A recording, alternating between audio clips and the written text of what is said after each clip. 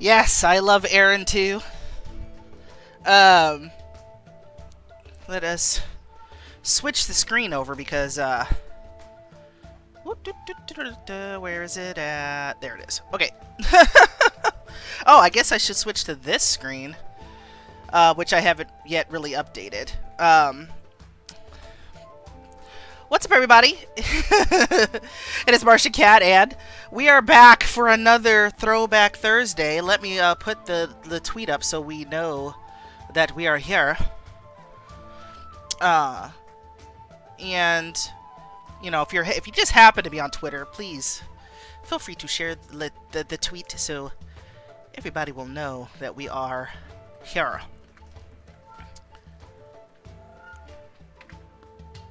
Okay, there. I saw Fuzzy was in first. Thank you, Jingo, for continuing to subscribe to the mothership. 50 months. Woo! That's awesome. Brown-eyed beauty, what's up? How did your stream go? What's up, Alex? Choices lady. Hello, hello, hello. Hello. Hello, hello, hello. Let me turn the captions on.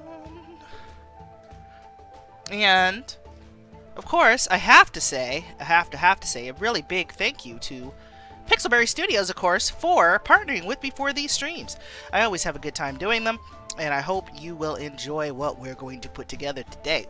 Let me make sure that I'm streaming it to Jingo so he can see what we're doing. Oh, you got it? Okay. So, of course, thank you so much, Pixelberry Studios. Hi! Wow. We got the Choices Insider today. I'm very excited about that. Something that I had called, like, months ago.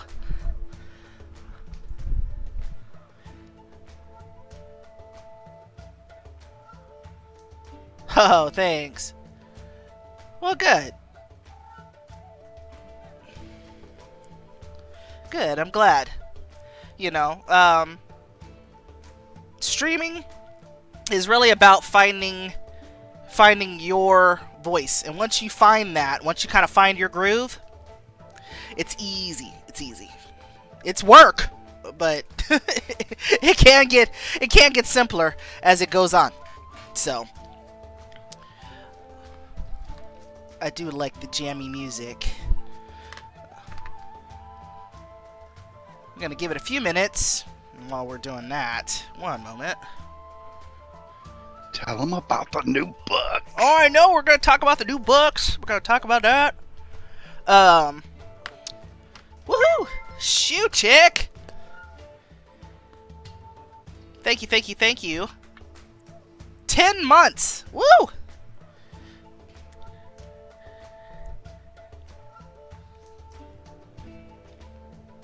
We love the love. Yes, thank you very much.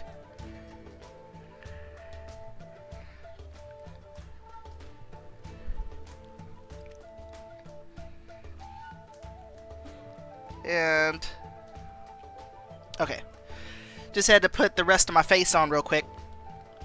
Okay. Yes, we're gonna start A Courtesan of Rome here in a few minutes, but first. And normally I do like a whole chat thing in the middle of the stream, but I cannot wait. I cannot wait. I cannot wait. I cannot wait. Choices, Pixelberry Studios has blessed us with the insider today. What's up, Ray? What's up, King James?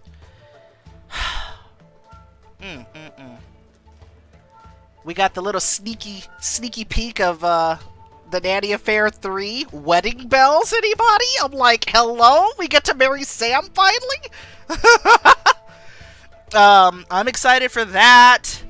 Now, did anybody figure out what the hidden meanings in the emojis were? Because I'm kind of thinking, you know, wedding bells, tropical island or something like that. You know, of course, the family. Maybe a trip to the Mediterranean or something, because I see the you know, the temple or something like that. Then we got some FAQs, which confirmed something that I guessed back when they announced it, which was that the Phantom Agent is going to be a spy story. Oh, I'm so excited! I love spy stories. They're my absolute favorite. I love writing spy stories. So, yeah, you know. So, yeah, I'm like super, super hyped. Oh, a courthouse. Oh. Oh. So adopting the twins. Maybe officially adopting the twins. Cowboy hat could be a bachelorette party, bridal party for the flowers. Mm-hmm. Then, yeah, courthouse. That's right, courthouse to adopt. That makes sense. That makes sense. The other FAQ was, will Crimes of Passion be receiving a sequel? Heck yes! More adventures with Tristan and you know, and Rose. Heck yeah. I'm so excited. And there were some in-app bug issues that they have already worked out. So, glad to see that they went, you know, that the team is so quick to fix issues that are with the app. That's always good to see. Not all companies are very responsive with bug issues, so that's a plus. We know Murder at Homecoming is coming out in July. I'm gonna guess it's a college book though, because Immortal Desires is a high school book. I'm really thinking that Murder at Homecoming is probably college. That's just my guess. And I'm with everyone else on the Kiss of Death book, sounding pretty interesting. I was sitting there thinking when I was reading the description of Kiss of Death, I was like, "Oh, we're getting a mafia book." Like, we're getting a mafia book? Oh my gosh! It's like, you know, there's other, you know, there's a lot of mafia romance stories out there. So I know it's from what I, you know, from what I can tell, this is like Choice's first foray into doing, you know, like a, you know, you're the criminal type, you know. We get to do cheesy mob voices. Yes, you know, the offer you can't refuse.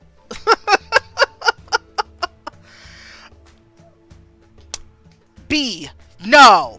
We are not divorcing Sam. You must stop. Oh wait, getting divorced, I guess, from his wife, huh? Oh, we got a lot. There's so much going on with the nanny affair. It's like, whew, if y'all haven't caught up,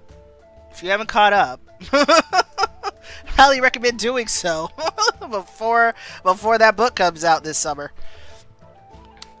Oh, and then also Guinevere, which I'm also excited about. But the Phantom Agent, that got me hard. I was just like, snatched right in. I'm like, oh my god. I am beyond just hyped about that. Let's see. Oh my god. I hope the MC's last name is customizable. I can finally be a Corleone. Yes. What's up, Cat Nearest? Yeah. I would... two things I really love. Gangster stories. Spy stories. Those are two things I love. I love those. So I'm very excited. Let's see. Ray says, we fall in love with the cowboy and take all of Sam's money in the divorce. Dang. Wow. That's kind of cold. That's some soap opera stuff right there. I feel like that's some soap opera stuff right there. So it looks like, you know, we got a lot to look forward to. I'm very much looking forward to all of these stories. You know, Nanny Affair especially. Murder at Homecoming looks like it's going to be a lot of fun. You know, of course, the Phantom Agent for me. Guinevere. I love Arthurian legends, so that's going to be great. Period pieces are at my heart. I love those. So, we got a lot to read, friends. And then, finally, Slow Burn gets the full release in autumn. So we're looking at a fall release. We don't know exactly when that's going to happen. Laws of Attraction 2 is coming out in autumn or fall as well. Man, we got so much to read. And I made it to Chapter 7 of Untamable. Yay! Kit's still driving me crazy. This is like, please, Kit, why are you doing this to me? Oh man. So, but I'm looking forward to all that. I'm looking forward to finally telling our brother in Untamable that I love Kit and that's it. I'm looking forward to that. Let's see. To be fair, that any affair is a soap opera of its own. That's true.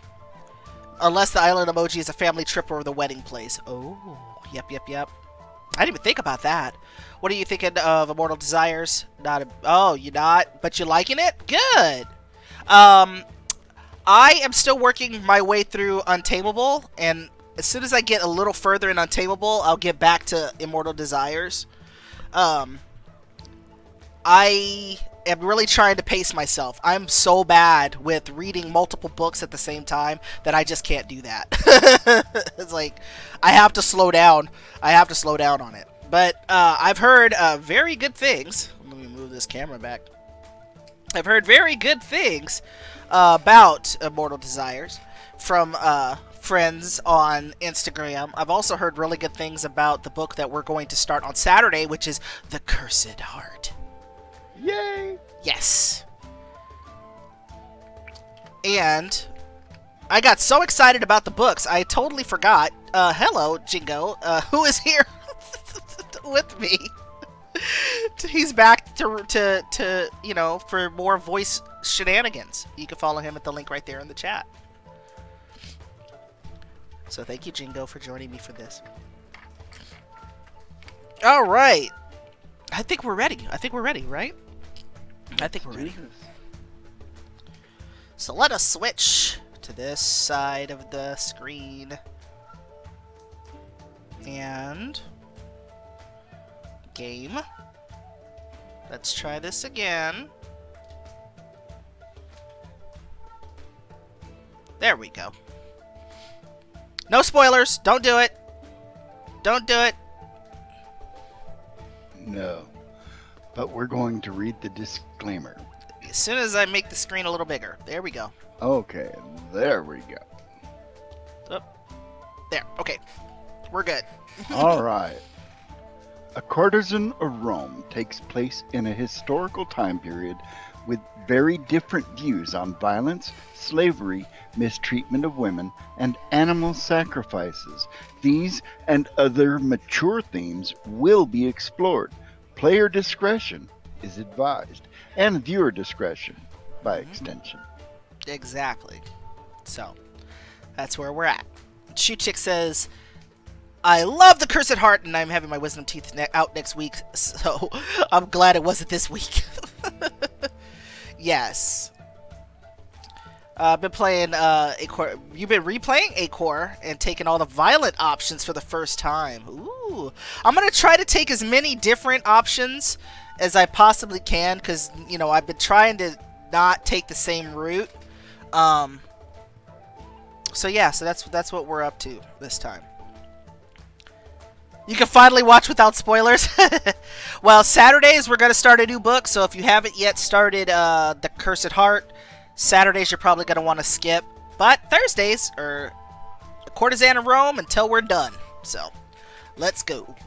Chapter 1 is called A Princess of Gaul.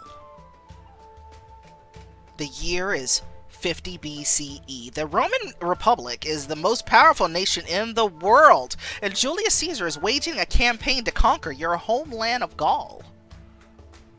Tonight, you will make your debut as a courtesan and entertainer in Rome at a party hosted by Senator Cassius Longinus. Choose a look for your debut.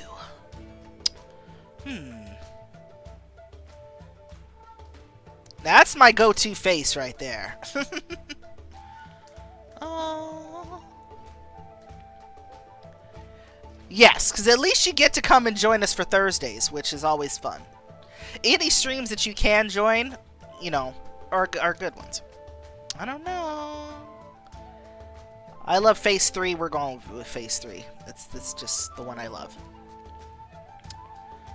Excellent. How would you like to style your hair? Oh. I've never picked that hairdo.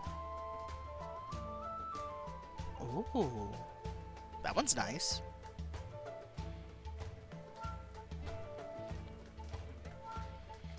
Yeah, I usually do the modest bun. Yes, all the faces are beautiful. I like the long one. The long hair. The long dark hair. This one. That one. Upswept curls. Okay. Yes. This is my Aaron. My Aaron is gorgeous. This is the one I usually use. Different outfits can affect the story in different ways. Be sure to wear something just right for each occasion. Okay, this is the premium outfit called a Belt of Jewels, which I think is absolutely stunning. But I've never bought the purple one. That's much better looking. Oh yeah. We're almost ready to begin your story. Are you happy with this look? Yes, ma'am. We are very happy with this look. Thank you very much. I love that dress. Oh my goodness. Yes, let's begin, please. Last thing, what shall we call you? I think I went with the default name when I played the book initially. Jingo, would you like to name our character? You're good at the naming thing. Let me think. Let's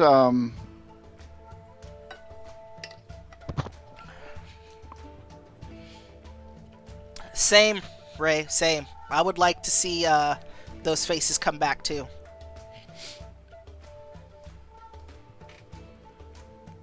Jingo's let's go with see, we want a Roman name. Well, she's from Gaul, so. Oh, we want a Gallic name.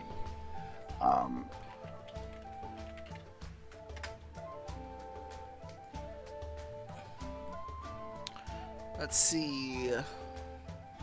Ooh, I don't know. Why don't we take some suggestions from the audience? We got some names, y'all? Should we name her something that would be considered popular at the time? That would be nice. If you have something kind of historically appropriate, that would be good.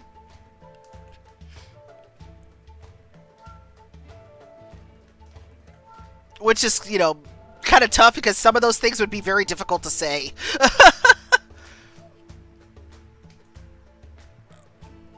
Let us see. Let us see.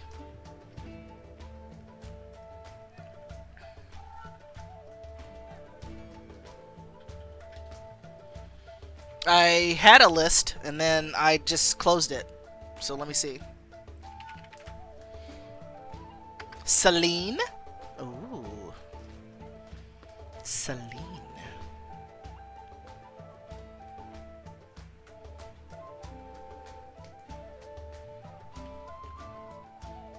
Celine is a nice name.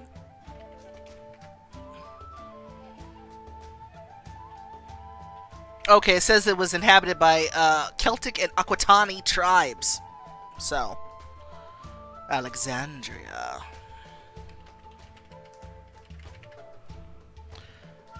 Named her Hela.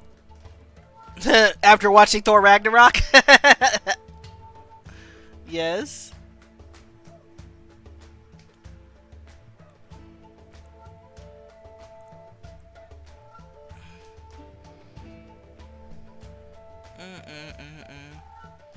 What about Aileen? Ariel. Hey, KT. The name is important. Like, the name is important. Ashlyn? I was looking at Celtic names. Athena? Gaelic names. I was thinking Kira, spelled C-I-A-R-A, but pronounced Kira. Oh, okay. Whoops. I was typing on the screens. What is it? C-I-A-R-A? C-I-A-R-A. See, when I see that, I think Sierra. You could pronounce it Ciara or Ciara. Ciara. But it's in Gaelic it would be Kira. Kira. Okay. Welcome to Rome, Kira. Let's begin your story. Alright. So we're calling it Kira. It's spelled like Sierra, but it's Kira. You approach the lavish villa where you will make your debut and knock on the door. And Kira says, smile, be charming, and never let them know you want them all dead. She's thinking. And she smiles to herself.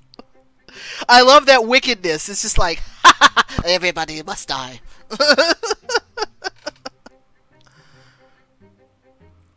Let's see. The door swings open, and a hush falls over the crowd of toga-clad patrician noblemen. Your bodyguard withdraws to the shadows as your... is it Vilica? Vilika? Vilica? Lena gestures dramatically, drawing all eyes. And Lena says, Lords and officers of the Senate, our most esteemed host, Senator Cassius Longinus. Or Longinus. That's what I'm thinking, Longinus. It is, and he says, Cassius. It is an honor to have you here.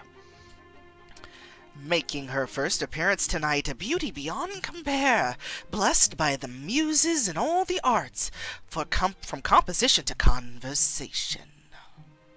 So Wilika? Ah, okay. Thank you.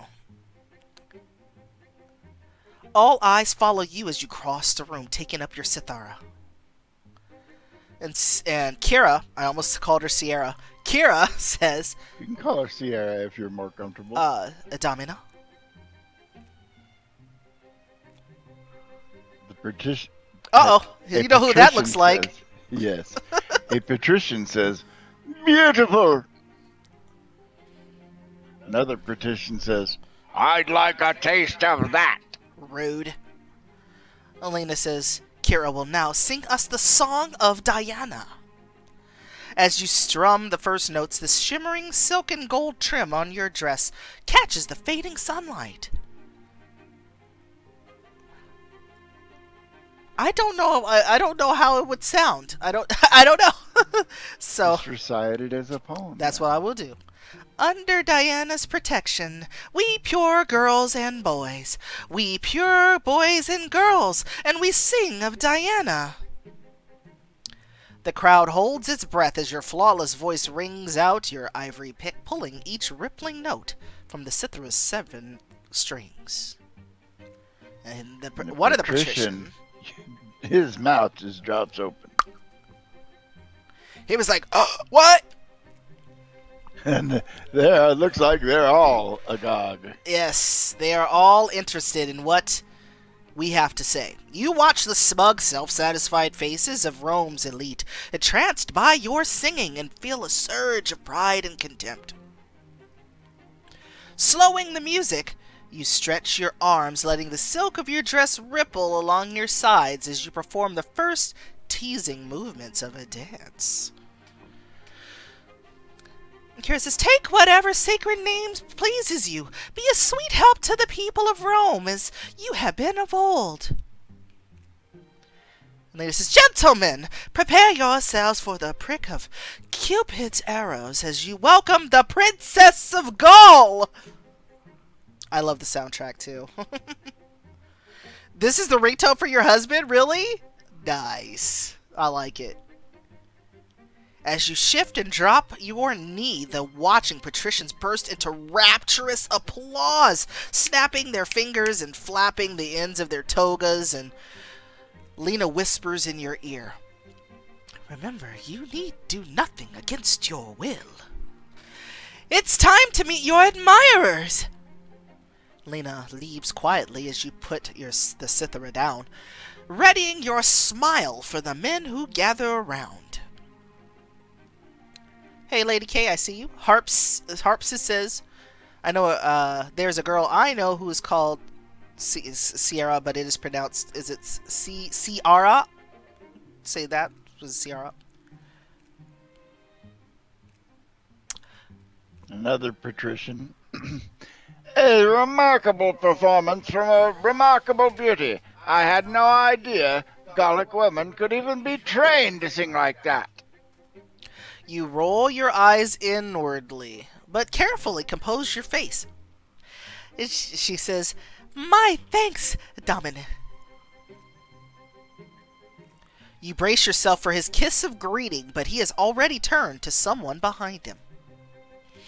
You're lucky dog, Cassius. I'm changing my bet. My gold Arius against a night with her if Caesar's taken Gaul. Cassius says, I've told you already, I don't bet on people's lives. The crowd parts, and you see a tall, handsome young man smiling warmly, and he takes your hand and presses a gentle kiss on your knuckles. Chiara, mea carissima, your song was as beautiful as you. Welcome to my home. And it's Cassius. Oh, let's see. I don't know. I don't think she would be a smarty pants right off the bat. What do you think? We're trying to charm the people, aren't we? That's what you're supposed to do. How rebellious do you feel? Tonight, not that rebellious. Are you gonna be the kicky bitey person, or gonna be the sweet sly bite them when they're not looking person? I think we're gonna be slick. We don't need everybody knowing, showing our hand immediately. So I'm gonna say, I could not ask for a more handsome patron.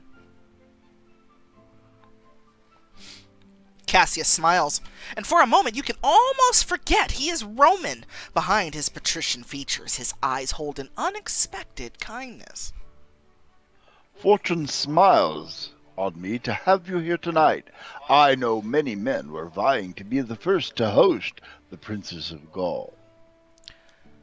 You are not what I was expecting. Is that a relief or a disappointment?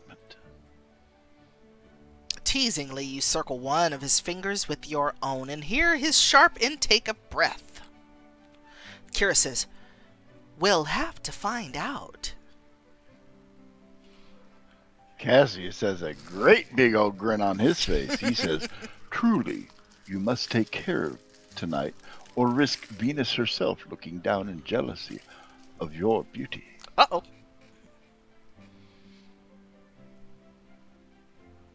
The patrician says, she is a vision to rival the gods. Exactly. I'm with Choice's lady on that. Charm him and then hit him where it hurts. Exactly.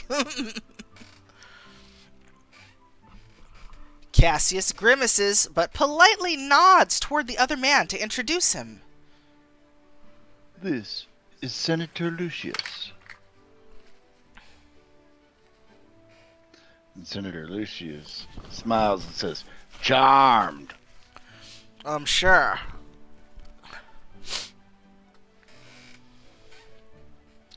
You stiffly accept Lucius's greeting kiss and then move aside, whispering to Cassius. And Kira says, I shall certainly be grateful that you are my patron and not him. Cassius says, my apologies that you must be here with him at all. Kira smiles and says, how is it that someone as young as you is even serving in the Senate? I took my father's seat when he passed. Oh, I'm sorry. And Kira says, I'm sorry, I didn't realize. Cassius says, Rome and the Republic meant everything to him. He would have wanted nothing more than for me to serve in his stead. Nepotism. Cassius gestures at one of the candles burning in the shrine. That one is for him. Shoe Chick says, I'm sorry, hug me, Cassius, I will make it better. Yes. You touch his arm comfortingly, and he takes a breath, giving you a determined smile as you both cross the room and Cassius offers you a cup of wine. I'm sorry. I was hoping to make your debut wonderful for you. You didn't come here to listen to me talk about my father. You give him a mischievous grin. Then, just what were you imagining I would do for you, Senator Cassius? Just Cassius, please. Though I must confess, I did have an ulterior motive in hiring you tonight. And here I thought it was for the sheer pleasure of my company.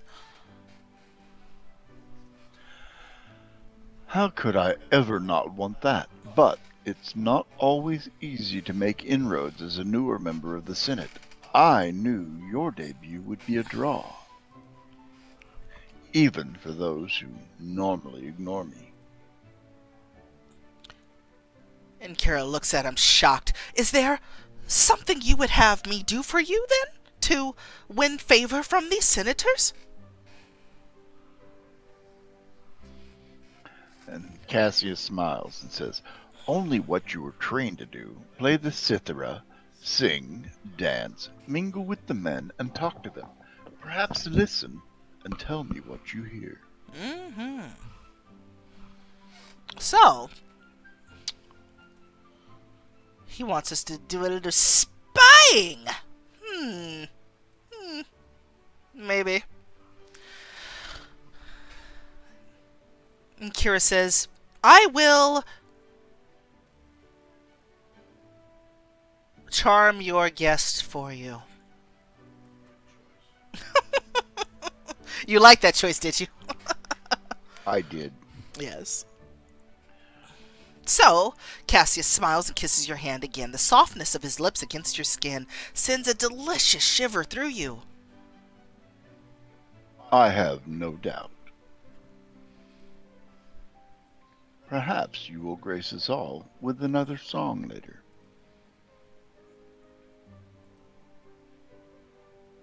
And Kira says, of course. As another guest arrives, Cassius excuses himself, and Senator Lucius sees his opportunity to approach. He looks you over with a leer. It seems Cassius plucked the prettiest flower in Gaul for himself. And Kira just kind of looks very, neutral at him and just says, well, he is my patron for this evening, yes. And a young boy comes in and says, Domine, I bring news. You turn to see a young boy, flushed and sweating from exertion, and Lucius turns to him in annoyance, then checks himself at the clear urgency in the boy's voice, and he draws him aside. Senator Lucius says, what is it? But softly. I would not have everyone know. The boy nods and lowers his voice as the senator leans close, strumming your cithara. You station yourself nearby, listening intently, while keeping your face carefully turned away. And the messenger boy continues, I came as soon as I heard. Mark Antony's on his way, Domine. He brings news of how Caesar's final battle went in Gaul. Ooh. And then, sorry, I'm adjusting my screen a little bit. And Kira's mouth drops. She's just like, wait, what? Flashback to 8 years ago.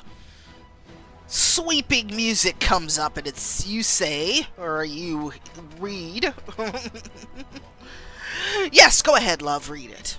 You and your family were taken captive in Gaul. Caesar's general, Legate Aquila, has brought you to Rome to display in a triumph a massive military parade to celebrate their victory over your tribe. What is the name of your tribe? Let's see. The Katani, huh?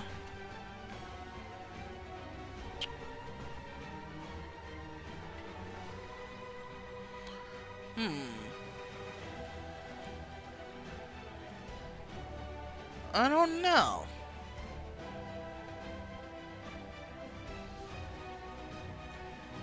I'm thinking the Ambari. What do you think? Yeah. The Martians? Why not? Let's do it! What tribe are you from? The Martian tribe. There we go. I like it.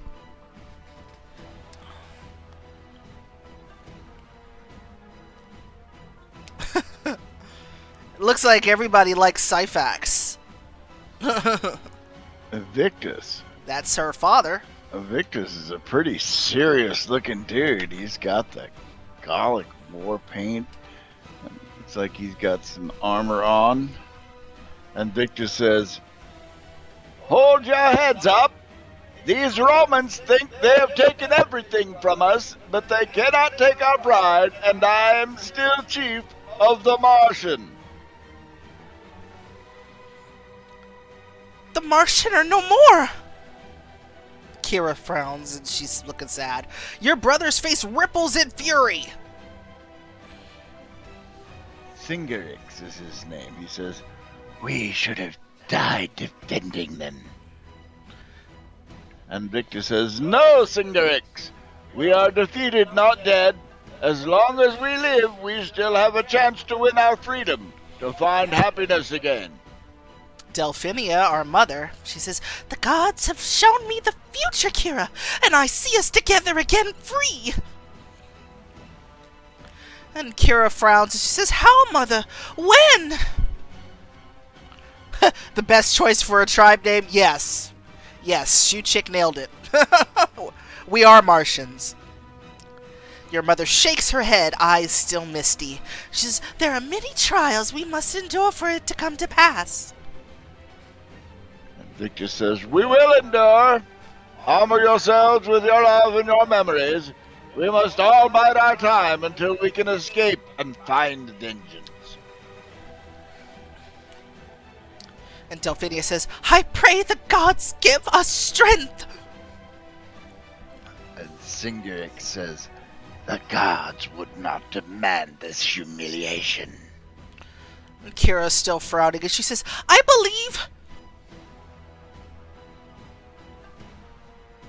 the gods have abandoned us. If the gods cared for our prayers, we wouldn't be here."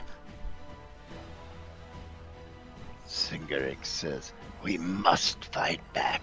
Let their people see their cruelty as they beat us to death." Delphinia says, "No! Romans care nothing for cruelty. They cannot be shamed." And Victor says, "I won't let you throw your life away to prove your courage." Kira's still frowning. She's so sad, and I can totally understand that. Her tribe has been captured. And she says, "If all the tribes had only worked together against Rome, if they had come to our rescue." Victor says, "That is what Rome relies on. They are picking us off one by one. We can only hope that our defeat might spur the rest to ally with each other Let's hope. before it is too late." The Martians are not having a good time. No, we are not. We will, though. We will. I hope. The wagon rolls and bumps through the jutted streets as crowds of Romans jeer and throw garbage. "Filthy Gaul! Savages! Rome will destroy you all!" Your father stops, looking back and forth between you and Cindrix. "Remember that I love you, that your mother and I both love you. You will survive this." That's our hope.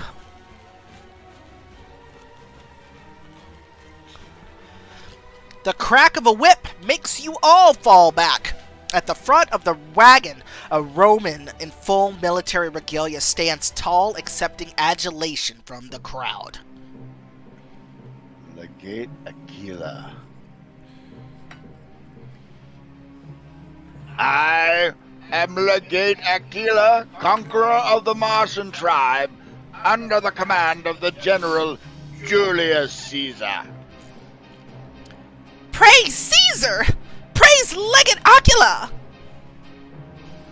"I present to you the barbarian chief and his family, forced to their knees by the might of Rome." The crowd erupts in cheers of triumph, and Legate Aquila casually kicks your father in the gut. Rude. Ooh. Kneel, barbarian, and admit that Jupiter Maximus is the greatest of all gods.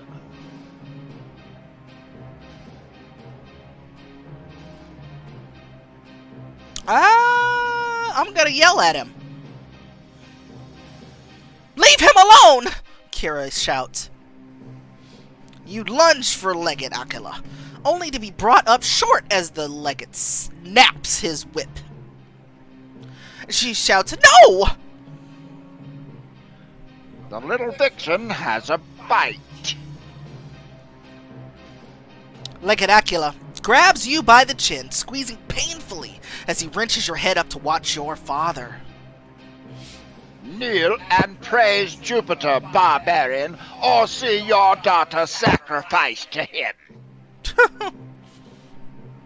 Your father grinds the words out slowly through gritted teeth. Jupiter Maximus, greatest of all gods. Behold great Caesar's conquest. The barbarian admits the might of Rome, gloats Legate Aquila. Of course. He thinks he's a conquering hero. Legate Aquila kicks your father in the face, leaving a streak of blood on his lip, and then turns his attention to the crowd. Your father gathers you close. The audacity, I know, right? Victor says, listen to me. We don't have much time. Kira says, what do you mean? After the triumph, they will separate us, sell us away from each other.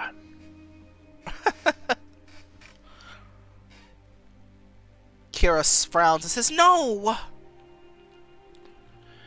It won't be forever, Kira. I promise. But I need you all to swear a vow. I will not submit, growls King Jurix. Victor says, promise me, all of you, whatever you have to do, you will survive.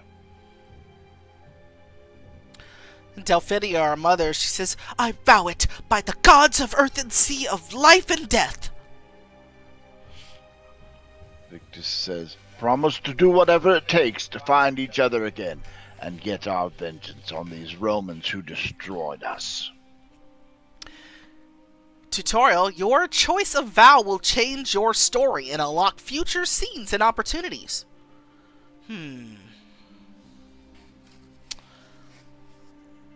I think the first time that I played this, I said to survive anything they do to me. What do we want? Do we want this to be a full-on revenge story?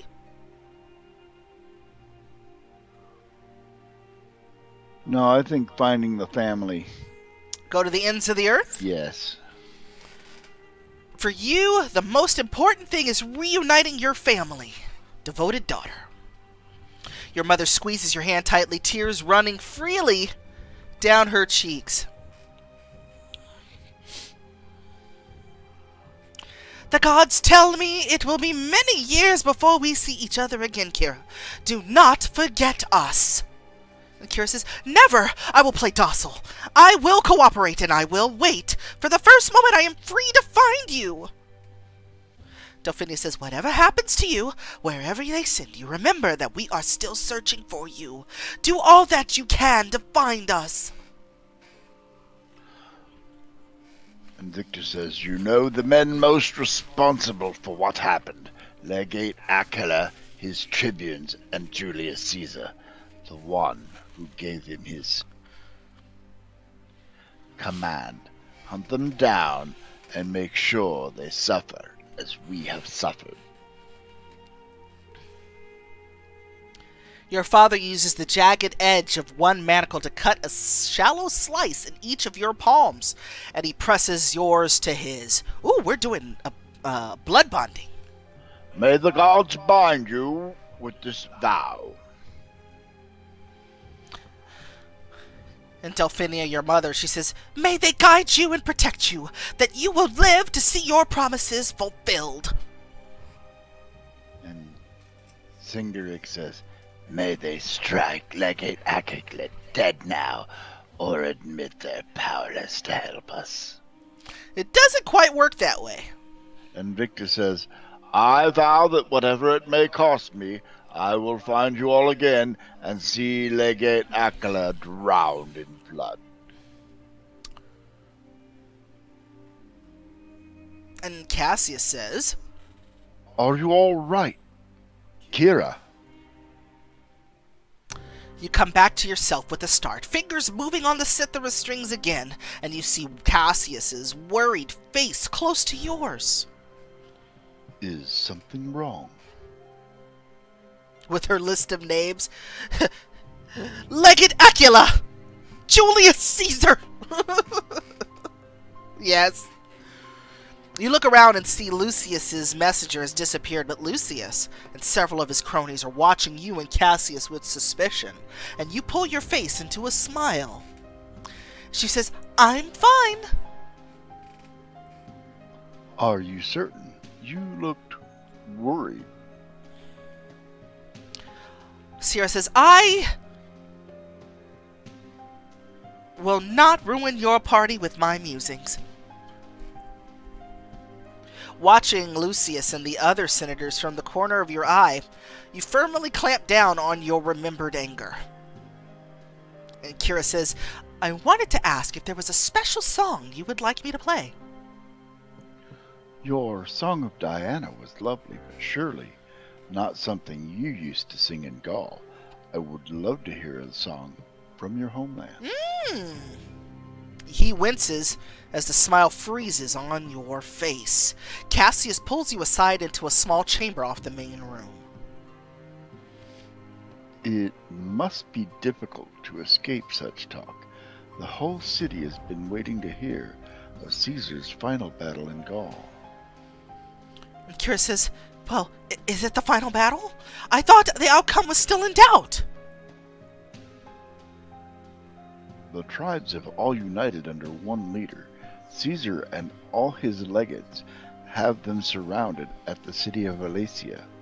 Either he will triumph there, or Gaul will crush his army. And Kira's mouth drops. She says, "Then there's still a chance that Gaul may break free." And Cassius says, "It will all be decided at Alesia, one way or the other." I'm sorry.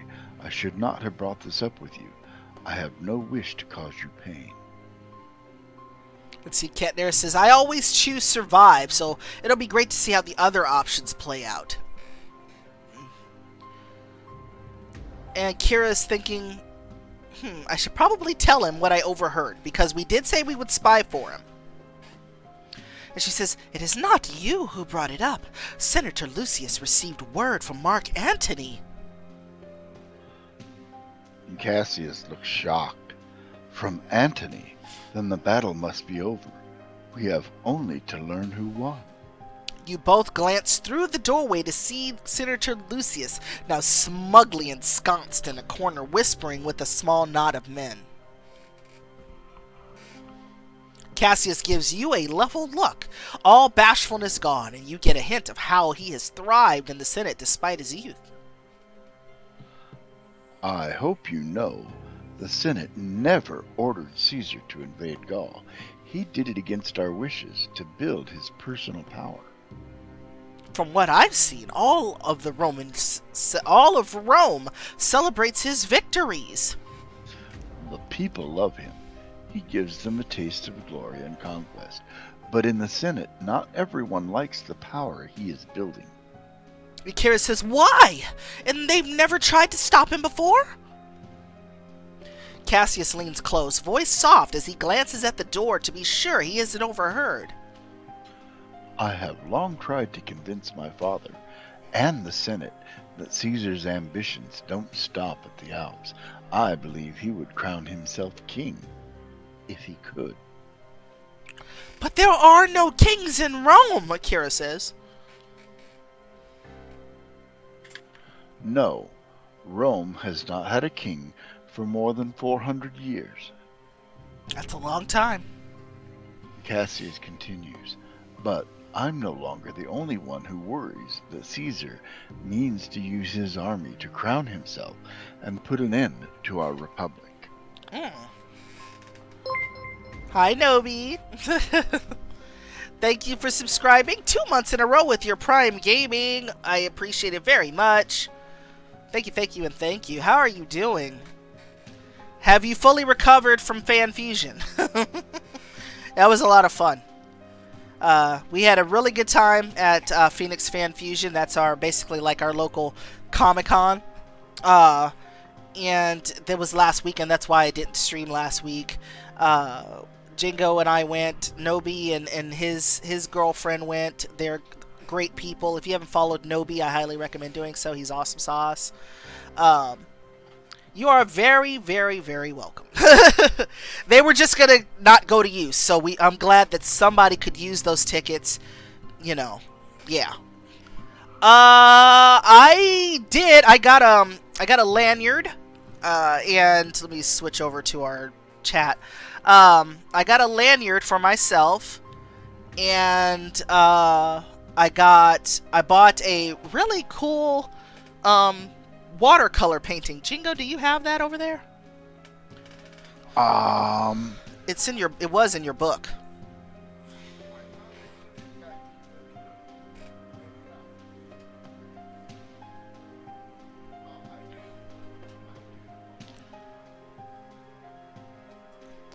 See if Jingo has it, but we've been playing a game called V Rising lately, and it's a vampire survival game where you can build your own vampire castle and stuff.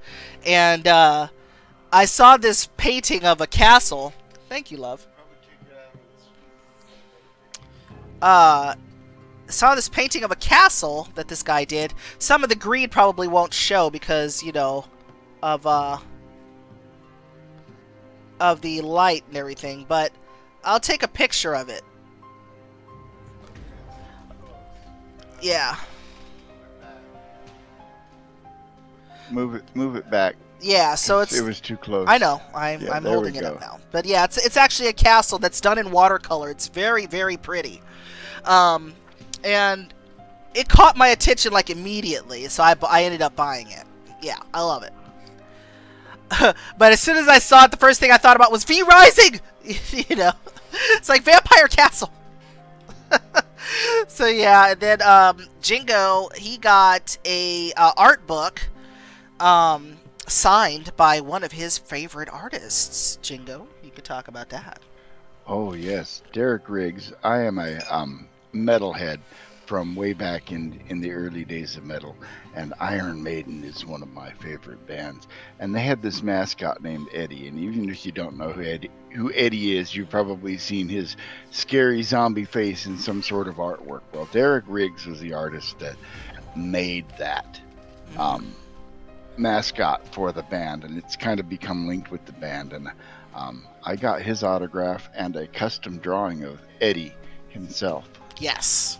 We got to watch him draw that Eddie in Jingo's book. And I know that his wife had said we could video him doing it, but I didn't. I just kind of felt like, you know what? This is a cool memory. We need to be in the moment and watch him do it. Yeah, that was a memory for me. Yeah. But so, I have the book, and at some point, if you follow me on Twitter, I'll get it up there. Yeah, it was really cool. So... Yes, let's see. Sorry, we have to do something like, oh yeah, absolutely. We would love to go out to dinner. We love to eat. So yes. What we're reading right now is called A Courtesan of Rome. This is our new book for Throwback Thursday, and of course we're playing choices. So that's what we're up to tonight. You hear a guest calling from outside, and the guest says, Cassius, I hear a rumor there was to be food at this party. Cassius says, excuse me.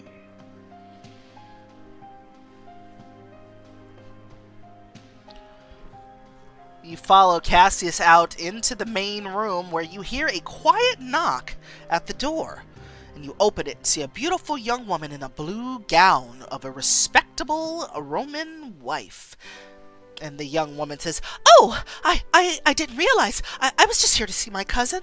I didn't realize he had company. Especially someone as beautiful as you." A loud burst of laughter comes from inside, and the young woman flinches. She says, he's, it sounds like there are a lot of people in there. I'll just see Cassius another time. And she's very pretty, and, I think she would say, "I'm sure Cassius will want to see you." And you smile at her, trying to set her at ease, and she looks away from your gaze, jaw tightening every time she hears men's voices from across the room. She's not comfortable around men. That's not a good sign. Yeah, I will take a picture of the painting and post it up, and the artist is on Instagram, so he might have it up, so I'll have to go and look. But yeah, his name is Levi Craig, and he does really good work. I saw his painting from across the room and just loved it. And the young woman, she says, "You're very kind. I should go. I should not be unescorted when there are strange men inside." And Kira says, "Should I tell Cassius you were here?" You follow the young woman outside as she hurries back to her litter. "If you'd like, tell him I'll come back tomorrow." The litter bearers kneel to allow her to climb inside. And Kira says, "Wait, what's your name?" She says, "Sabina." And Kira says, "I'm Kira. I hope to see you again." Sabina gives you a sad look before pulling the litter drapes closed without answering. And as you turn back to the door, you see that Senator Lucius has followed you outside the lich. Ah, our lovely Gaelic princess. I was hoping you were still here. Something about tonight puts me in mind to sample the wares of Gaul. You want to be carried around in a litter? He reaches out to touch your face and you step out of reach. "Hello, Cass. How you doing?" Kira's looking like, "Excuse you?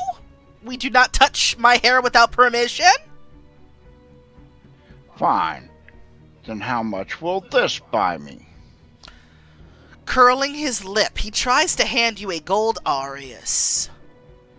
Knock it aside. She's like, "Excuse me. I am not interested." Senator Lucius takes a step closer, reaching out to grab your arm.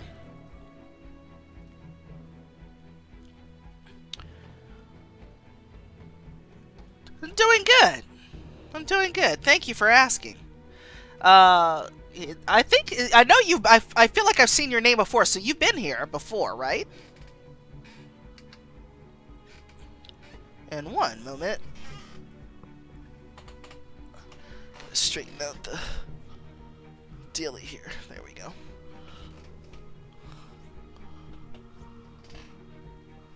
All right. Happy Thursday.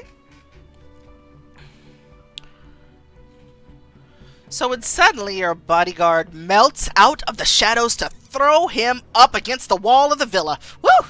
Yes! Shoulder and knee pinning him in place. And the bodyguard says, "You will not touch her again. Chiara is not your property. She's a courtesan from the finest scholar in Rome." Yes. Yeah, that sprite is always playing a SOB like gross. Yes, like that one and the one we saw of Lester earlier. Did you notice the Lester earlier? You're wondering about playing It Lives in the Woods again or not? Oh, yes. Absolutely. I say yes, play it, because it's such a great book. And I know that Wolfie,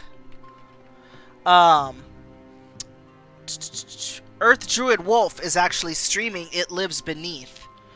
And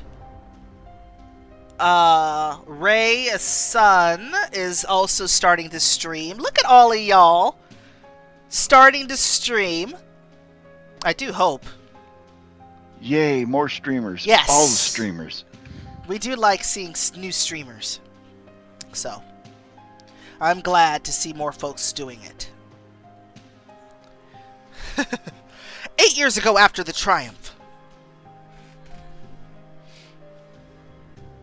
Yes, it lives beneath his grate. You stand in chains in a lavish room, the first time you've ever been inside a Roman building. And Kira says, "Why have you brought me here?" Legate Aquila talks in rapid Latin with an elegant woman, and you don't fully understand them, but you follow enough to realize that the legate is trying to sell you. And the woman says, "And why should I be interested in bringing this girl into my escalade?" She is a princess of Gaul, daughter of a defeated chief. Do you know how many men would pay good coin for her? And Kira says, "I am not yours to sell, monster!" The woman looks intrigued by your outburst. She's like, "What? Spirited?"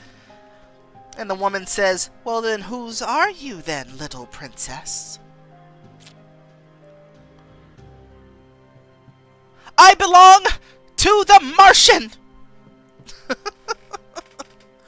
And Kira says, "I am no princess. I am the next chief of my tribe."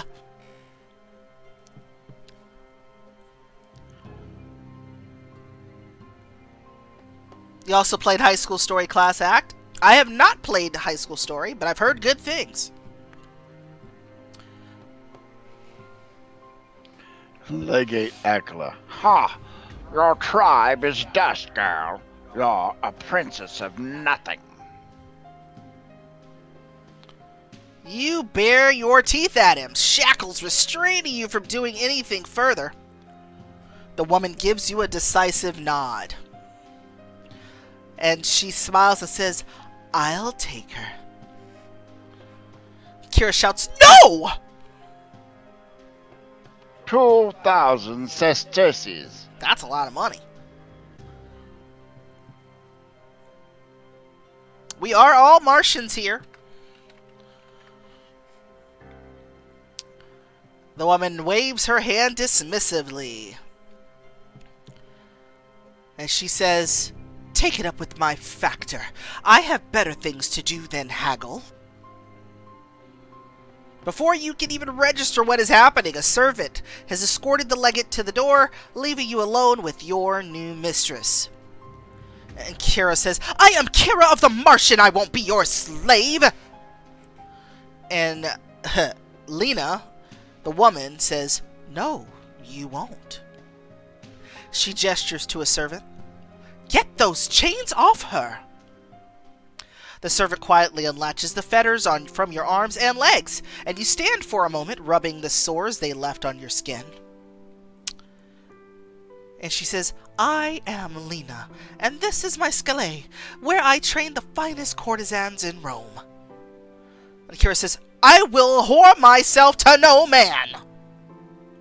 Lena says, "Nor do I ask you to. I bought your freedom because I think you would rather earn money from me than be the slaves Legate Aquila would make you. In my scalé, you can become one of the most influential women in Rome. You would learn to read and write, to recite poetry and play the cithara." And Kira says, "Why would I want that?" Lena smiles and says, "Because it gives you freedom. More freedom than any woman in Rome. As a courtesan, you alone can go unescorted into the spaces where men decide our lives." You've already played It Lives in the Woods. As you said before, Ava was your love interest. Yes, I think you should play it again. I did say that. You should play it again. Anytime you get the chance to read your favorite books over again, I will always say yes. I will always say yes. And Lena says, "And you would learn how to make them do anything for you." And Kira says, "In your scalé, what would I need to do?" You will train in the arts and graces until I say you are ready to make your debut as a companion and entertainer to Rome's elite. As a courtesan of my scale, you would have many patrons, some for a night or two, others for years if you keep their interest. Kira frowns and says, I can guess how you expect me to keep their interest. And Lena says, I won't ask you to do anything against your will, Kira. Kira's mouth drops. She says, then why would any patron want me? Lena smiles and says, you are a princess of Gaul. With my training, you will learn to make any senator give his fortune just for the touch of your hand. It is the most power any woman can have. And Kira says, Lena? Teach me to wield this power. Lena says, good. Lena looks at you pointedly, and she says, every girl I've ever taken on has had men who wronged her. You will hardly be the first to win a man's love with only hate in your heart. As long as you're bringing money to my scale, I care little for what you choose to do with the rest of your time. Not from a Jedi. Yeah, you're right. And Kira says, show me what to do. Tutorial. Lena's training gives you skill and intrigue. Throughout A Courtesan of Rome, you will have opportunities to use your wiles to trick, charm, and seduce powerful men to pursue your vengeance. And Lena calls over a large man in enameled white armor. And Lena says, this is Syphax. Yeah, Syphax? Yeah, that sounds right. He will be your bodyguard. You need fear nothing in my care, says Syphax. And he's going to be our love interest for this book, because I have not romanced him before. And Lena says, I expect you to keep her safe, not only from men, but from her own worst impulses. Like, you know what I'm saying. Of course, Domina.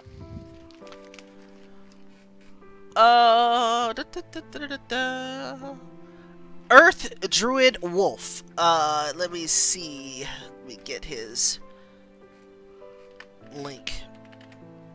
And he comes into chat every once in a while, but this is the link to his channel.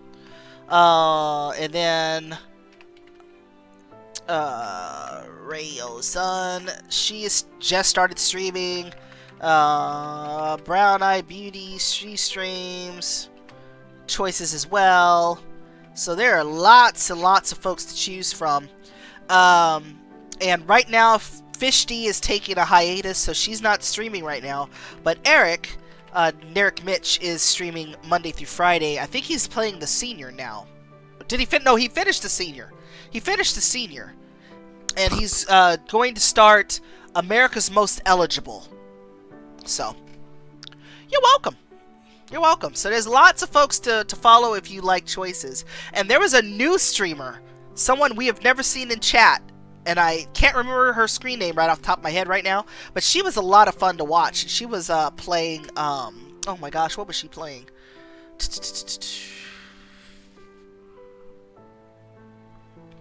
The one that's like Lost. Endless Summer. Endless Summer. That's what she was streaming. You're welcome. And I love choices too. I love it too. It's alright. Get out. Lena smiles and then runs a finger over your filthy cheek, still matted with blood and wood. And Lena says, oh, you're welcome. And Lena says, now I think a bath. If you want to beguile the men of Rome, you will have to learn to pass for Roman.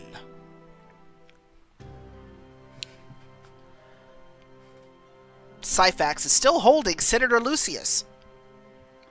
Nothing happens unless the lady offers first. Understand? You have no right to lay hands on me, said Senator Lucius. Syphax, I love when you defend me. Hello, Eric. Kira says, I have always been able to rely on your protection, Syphax. Always. Then tell this gentleman that I have no interest in his patronage. The lady isn't looking for another patron right now, Senator. Hey, Kyla. Syphax gives Lucius an extra little shove, making the senator gasp before releasing him.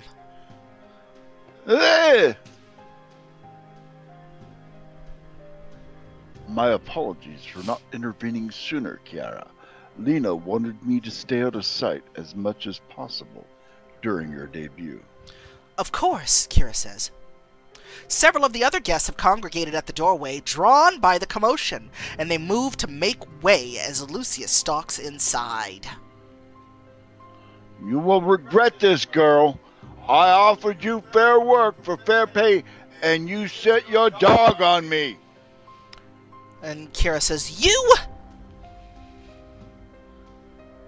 insulted the honor of Lena Scalay. You insulted me. You insulted my bodyguard, and you insulted our host, my patron. You sneak a glance at the watching patricians who are riveted by your fury. Roman Lester looks shocked.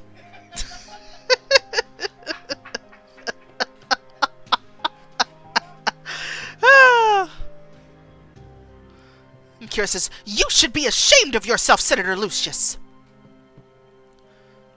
Yes, he was, Nobi. Yes, he was.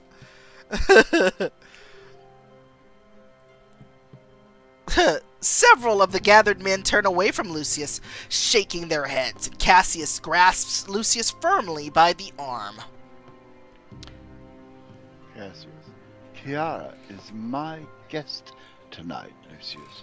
Are you all right, Kiara? Lucius looks to the other patricians for support, but no one steps up. Because they know you're wrong! Do the Lester voice! Alright, I apologize in advance for the Lester voice. Terrible way to treat one of Lena's finest courtesans.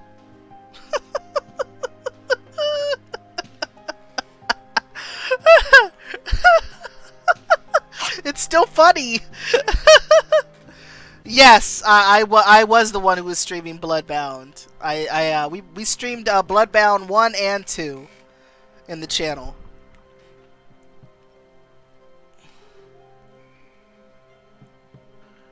Cassius says, the food is served, Lucius. Perhaps we should go eat it before it gets cold. Yes, I remember you too. I remember seeing your screen name, so I was like, I knew you weren't. This isn't your first time. With an apologetic look, Cassius leads the other senator away, leaving you alone with Syphax. And he says, Syphax says, you never did answer Cassius's question. What question? Are you all right? Kira says, I am better now that we're alone. You smile up at Syphax, who gently squeezes your shoulder before letting go. I too, but we should remember we are never truly alone here. Don't worry, I know my role. And I know mine. Kira says, to protect Lena's investment.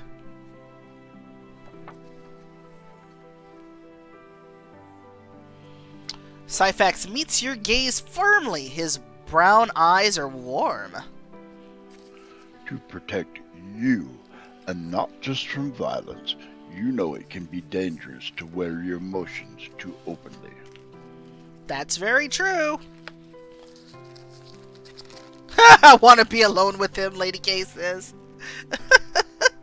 I know you do.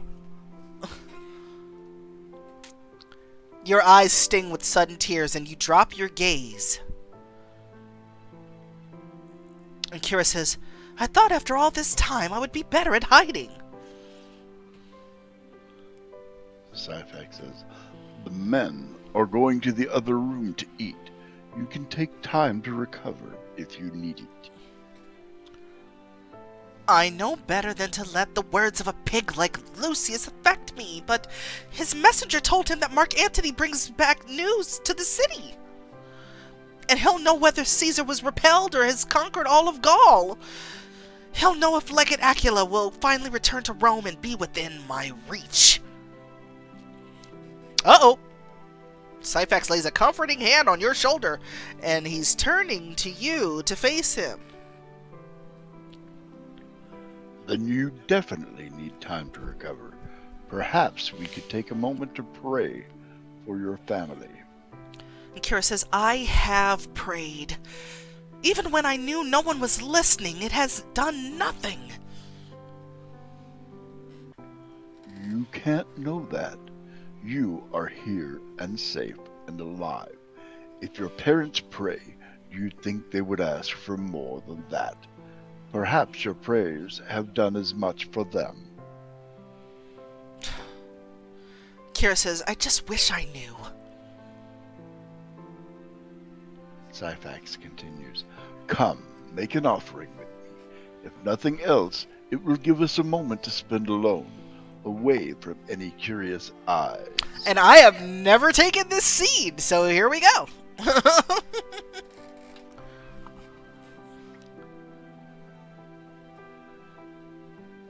And Kira says, perhaps I would feel better if I took a moment. Most of the guests have moved further inside, leaving the shrine relatively shielded from the clamor of voices, and you sigh in relief. Oh, you didn't finish it? Oh, okay. Yeah, I've read this book before, and I really like it. But yes, definitely, play some It Lives in the Woods, and check back in. I'd like to know what your progress is, come and tell us about your adventures in the book.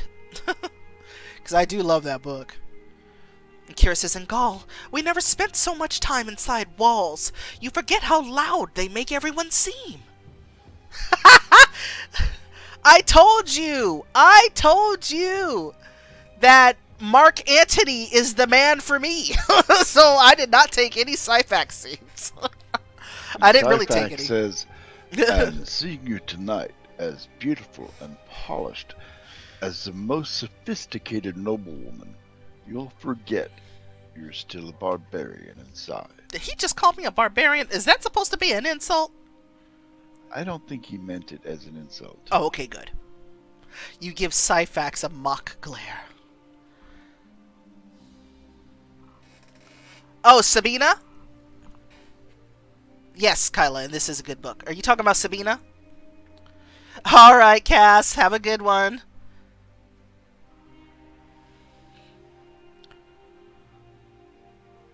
Yeah, I like Sabina a lot. She's very sweet. Very, very sweet. Also, friends, just, it is Pride Month, of course. Feel free, if you have the emotes, to drop those in the chat. I know that Twitch has hearts that are fitting, among others. So, feel free to drop those in the chat. Just, because we love hearts. I support your love of Mark Antony. It will be fun to see the Syphax route. Thank you. Thank you. I love Mark Antony. Yes. Thank you. Let's see. Get mine out there.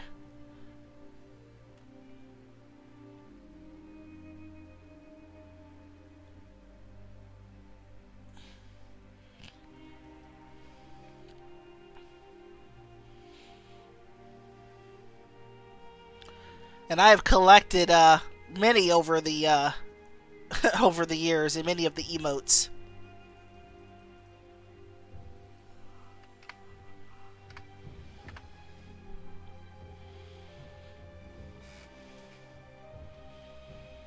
And Kira says, "Take that back." It's true. No one who looked at you would think you were born to anything but luxury. Are you breathing more easily now?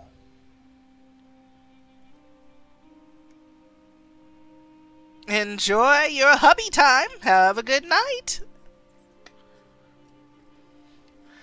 And Kira says, I'm better now that I'm with you. I'd rather be with you than any rich Roman patron. Syphax smiles and brushes a strand of hair from your cheek. And I wish I had coin and power enough that you need never entertain another one. I as well. You run a finger over the stiff breastplate of his armor, made equally to impress and protect, and he covers your hand, trapping it against the enameled plates. Unfortunately, it is rich Roman patrons who pay for us both to live. I know. And Kira says, is there no other way? You remember, my people were defeated by Rome as well. That's right. You don't talk about it often. No, my land of Numidia, what Rome calls Africa, was brought under Rome when my parents were children. See, Choices Lady says, I had my way with both Mark Antony and Syphax. MA is delicious, but I married Syphax in the end. On my replays, I chose Mark Antony in the end, and then Cassius, my least favorite. He's too soft. I've done some scenes with Cassius and Sabine and Syphax because, you know, kiss everyone. That's my thing. Cassius always comes across more as a brother to me. I could see that. I guess it would depend on the scenes you were taking with him. And Kira says, well, why did you leave? My father took part in an uprising when Rome decided what Rome decided was an uprising. They sent me away from him, put me in the legions for a time.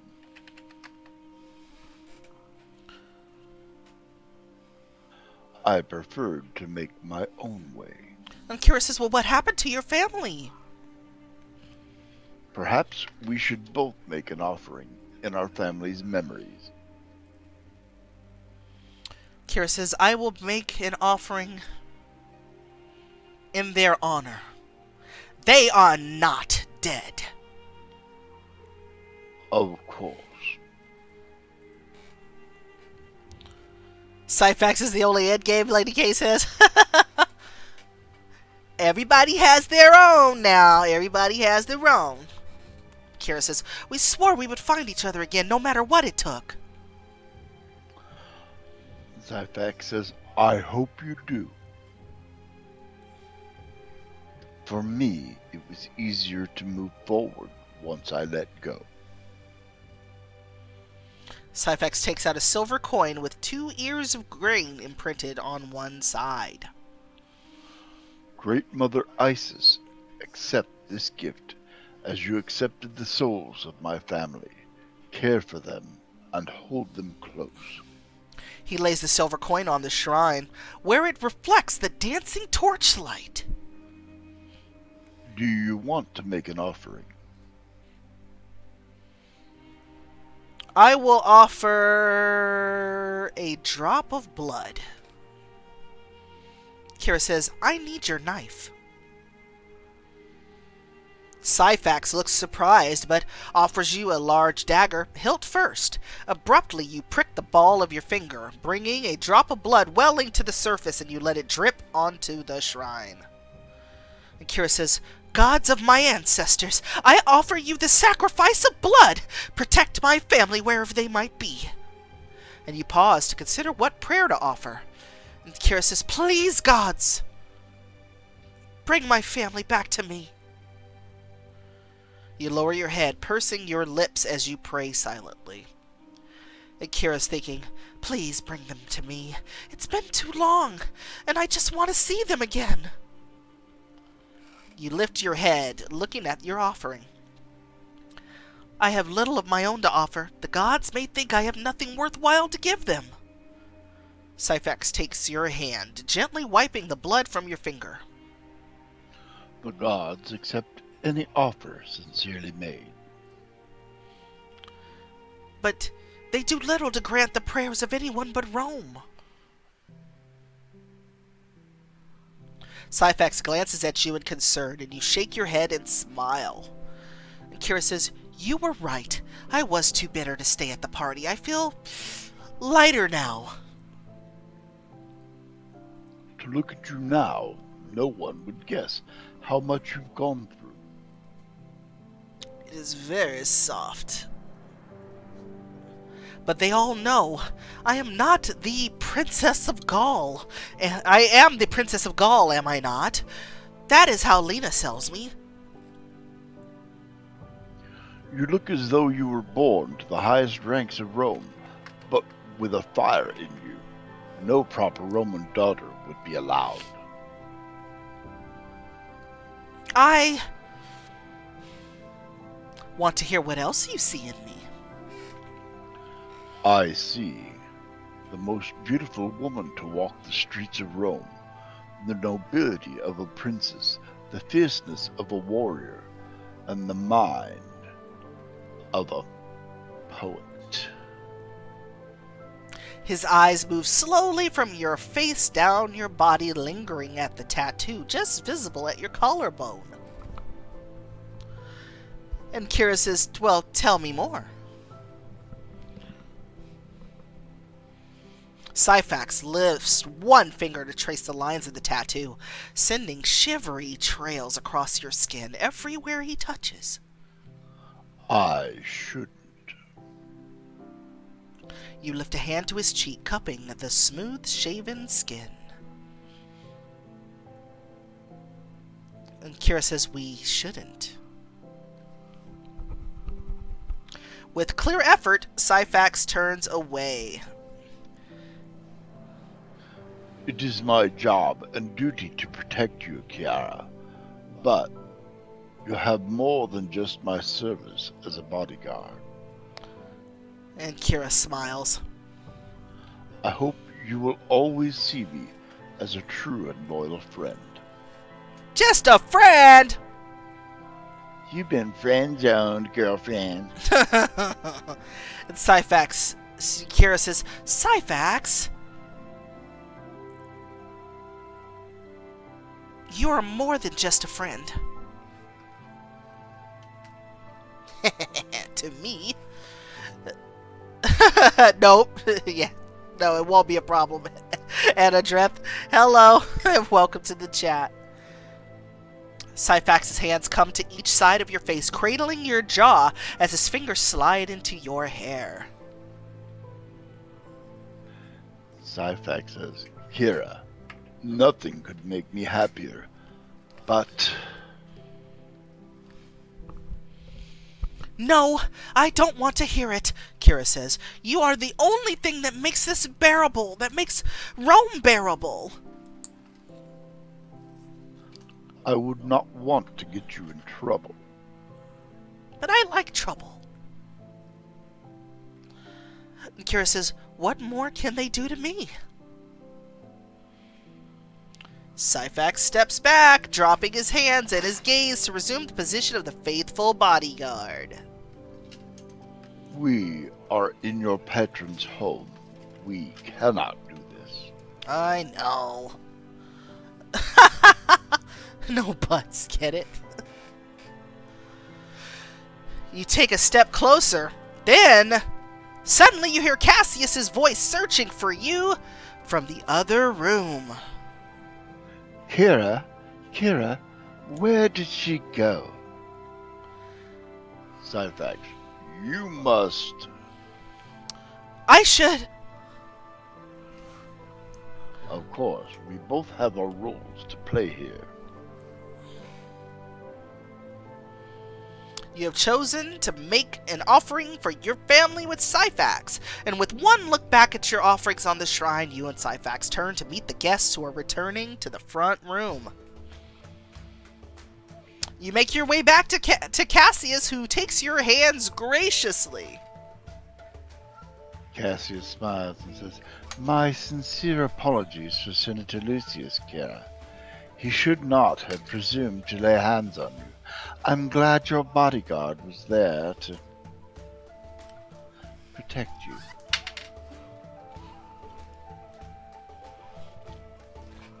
That's why he's here, Kira says. "I should have known Lucius would not respect my home." Well, I mean, look at him. That character never is up to good. "There are many men I must work with in the Senate. Most of them are not who I would pick if I had the choice."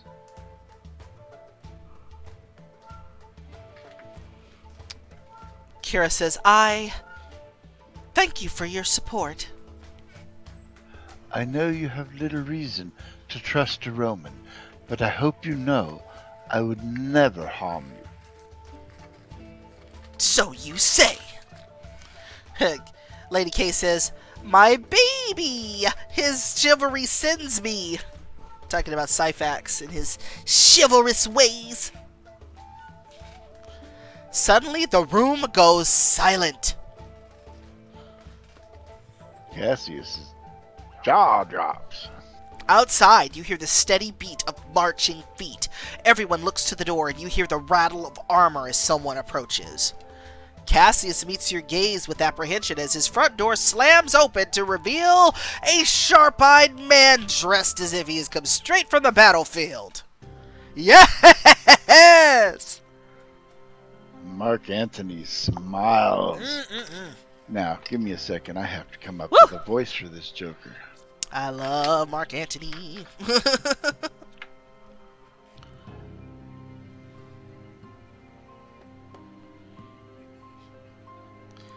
What? Oh, maybe I should... Oh, me? I should do the Don Carnage? Oh, he should get the Don Carnage? Oh, if you want. Bad jokes? Okay, I got you. And Mark Antony says, "Greetings, Cassius." Cassius says, "Antony." And Senator Lucius says, "Mark Antony, back from fighting the barbarian hordes." Antony surveys the room, taking in the shock and trepidation with clear enjoyment. "I've just returned from the front. I bring you news of Caesar's victory in Gaul." The words hit you like a blow. And Kira's thinking, Gaul has fallen? I can never go home again. Next time on A Courtesan of Rome, meet the sly and dangerous Mark Antony and learn what Caesar and his army will do next and where your father has been these past 8 years. We're only about an hour and a half in. What do you think, Jingo? We got another one? Alright. Let's get a joke in. Then we'll take just a short break, and then we will get into chapter 2. Since, you know, these chapters aren't as long right now as Crimes of Passion, because boy, they packed in a lot of action in that one. Yeah, you got your money's worth from that. It was an excellent book. Yes, it was. If you get a chance, highly recommend Crimes of Passion. It is so good. So good. I can't even say enough good things about that book. Let's see.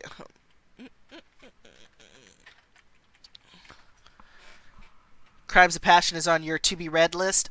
Yeah, we just we finished reading that one a couple of weeks ago. So yeah, we finished streaming that one a couple of weeks ago. So you won't have to worry about spoilers right now.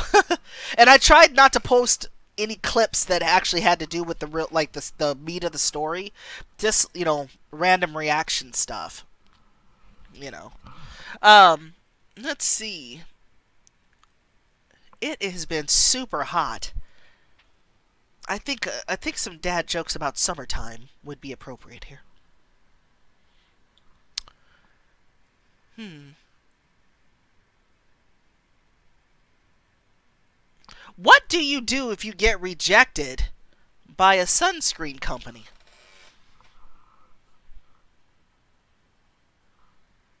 Reapply. Ah! Ah! That was good. I like that one. That was funny. Just for grins, I'm telling another one. What does the sun drink out of? Sunglasses.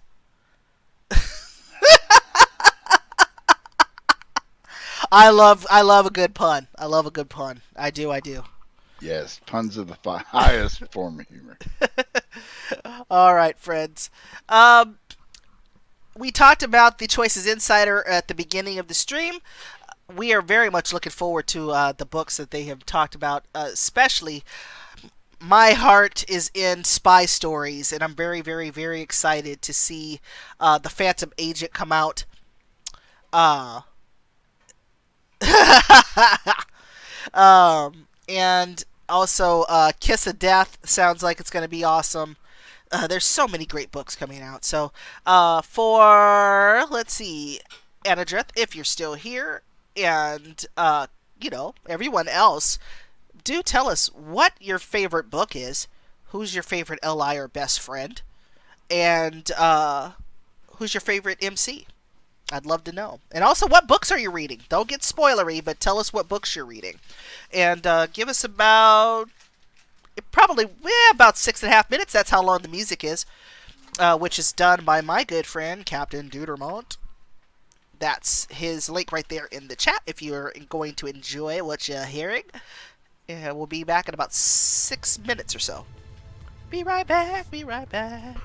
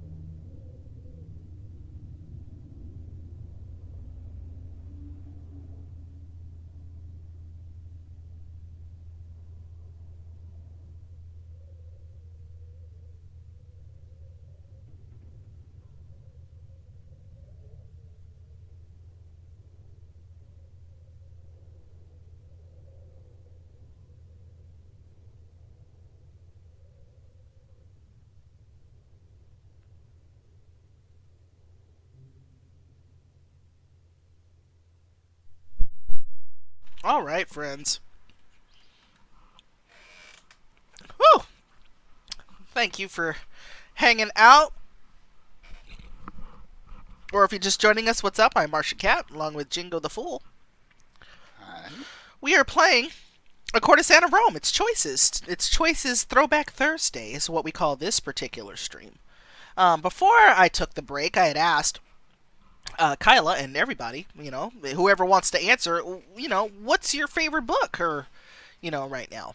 And Kyla says, currently I'm rereading Crown and the Flame to unlock all its choices. I'm also rereading Surrender and keeping up with the Cursed Heart and Immortal Desires. Very nice. I am very excited about starting the Cursed Heart with Jingo here on Saturday. If you're enjoying his vocal stylings right now, feel free to follow him at that link in the chat. He does stream on Saturday mornings in a game that he calls A Pirate's Life. He runs that role-playing game for his friends. So if you like RPGs, highly recommend checking him out. Not just saying that because he's my husband. Not just saying We that. tell fart jokes. Oh, God. We don't do that here. But he does that in his channel. I do tell corny jokes, though. I do that. So, if you ever like to hear one, and you collect enough points to do so, down at the bottom of the screen, probably on the left-hand side of the chat, is the little ray gun for probes. And you can, just click that bad jokes button. And I will happily tell you one. Let's see. Other things that we should talk about before we move on.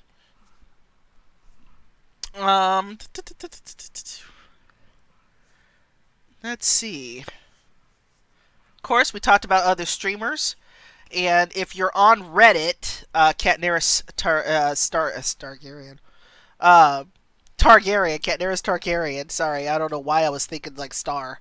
It's probably because of the S at the end there. Runs or is one of the moderators of the Reddit for Choices, and she does post the schedules of the streamers in that Reddit, including mine. And there's always some great conversation going on over there in the Reddit. Highly recommend checking it out if you're on that site. Let's see. Everybody's saying that Cursed Heart is amazing, and I am very excited to read it. I'm like, and I have been dodging spoilers left and right since the book came out. I have not seen anything. I haven't read the book. Haven't done any of that stuff. So we are going in fresh. And my lipstick wore off because I was eating. I was like rushing to eat my dinner real quick. But I have a gloss in the same color, so, it's the same color. It works. And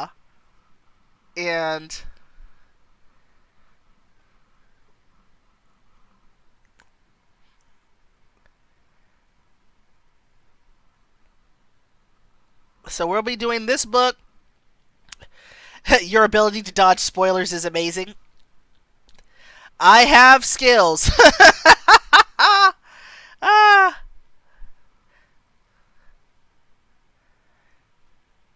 Folks have been trying to trip me up, though. They've been trying real hard to send those spoilers my way.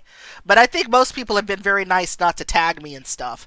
So I was like, please don't tag me in things I have not read. That's not nice. That's not nice. Don't do that. Spoilers are mean. But yes, I have been dodging spoilers for weeks, so I don't know anything that's going on. I only know who the love interest is, and I really don't even know anything about the main character. So, yeah. We're very much looking forward to it. Yes, you do post them all the time, and then I look and it's like, oh, it says Curse of Heart scroll. Curse of Heart scroll. I know better. I know how that works.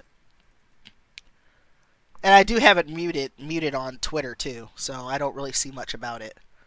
All right. I think we are ready to jump back in to chapter 2.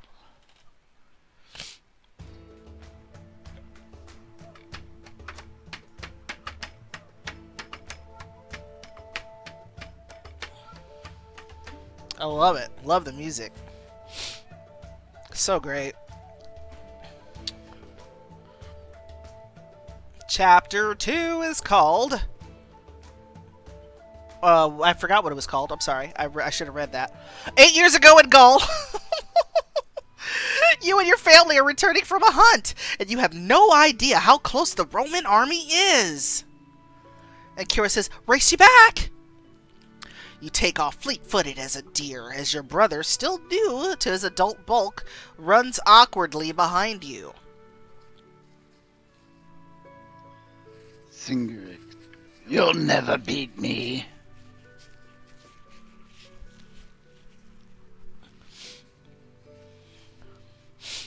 Your mother rolls her eyes, following slowly, as she searches the forest floor for herbs worth gathering. Will you two ever grow up? Oh, well, thank you. I appreciate that.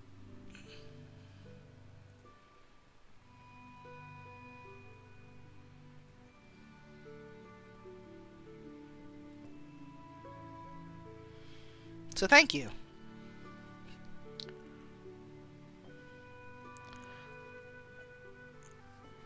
And Kira says, never.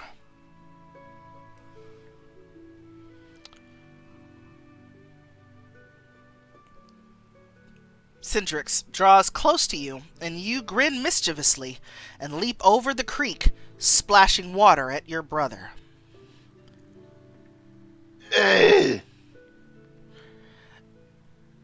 Oh, your favorite book is The Freshman?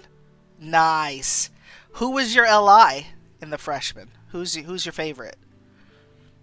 I like all of them, so... But Chris was my hashtag first choice is love. And then I met Zig, and, it was just over. But The Freshman was my first book. And Kira says, ha! I'm going to make it first! Caitlin? Victor says, shh. Yes, Caitlin's awesome. Well, welcome to the chat, Gamnition. I appreciate it. Your father suddenly freezes and draws his sword. You catch the first whiff of smoke ahead coming from your village. Oh, your favorite besties. Cool. Okay. It's like some people don't take me up on it when I say your LI or your besties. It's like not everybody has LIs. So, it's like, who's your buds? You dated Chris, and then you dated Zig? Yes. And you know what? It seems to be like the thing that folks will date Chris first, and then they meet Zig, and then it's over for Chris. I know, it sounds horrible, but that's exactly what I did.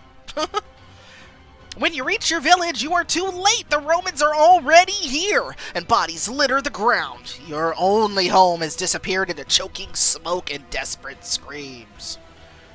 And Kira says, there's too many of them! Victor says, back to the forest. We can't defeat them. A burning hut collapses to reveal a tall young Roman tribune. Tribune. That's the chief. Don't let him escape.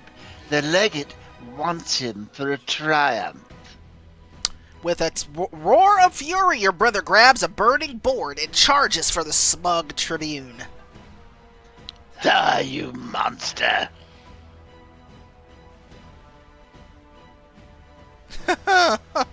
Yes, they changed his look. I know. When they changed James's look, it was just like, who is that guy? But the tribute gestures casually, and two other centurions step between him and Cindrix. That one looks like he'll be a fun slave to break. Keep him for me. And Kira's thinking, I should pull Cindrix back. Trying to stay out of sight, you hiss at Cindrix. And she says, don't! They'll kill you! Cindrix says, if we don't fight, they'll kill all of us. He lifts his board, ready to charge the soldiers, but you grab his shoulder, trying to pull him toward the forest.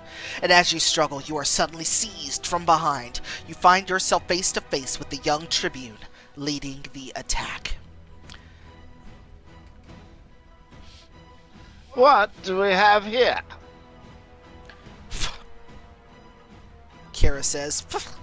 You spit at him, or on him, and as he recoils, you pull a hidden knife from your boot and slash out, leaving a long trail of blood down the tribune's face. Yes, he does. Ah!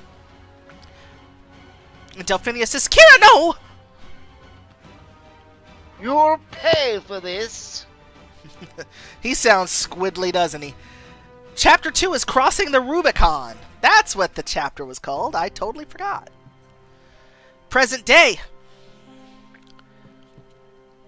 So, Gamnition, how did you hear about the streams? Did you hear about them on Twitter or on YouTube or Instagram? I'm just curious how people find us. Or on Facebook.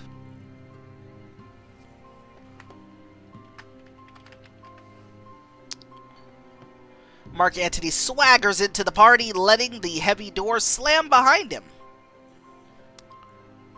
Rejoice, Romans, for great Caesar has at last conquered Gaul.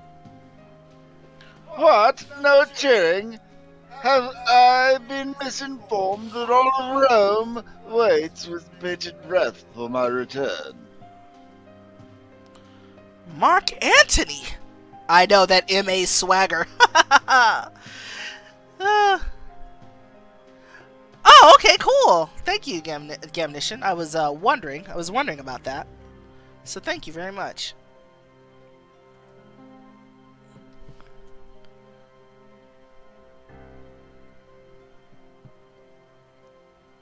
Oh. Let's see. What happened? How was Caesar's victory achieved? Antony gives you a careless glance. Surely a beautiful girl like you has no interest in talk of battle and surrender.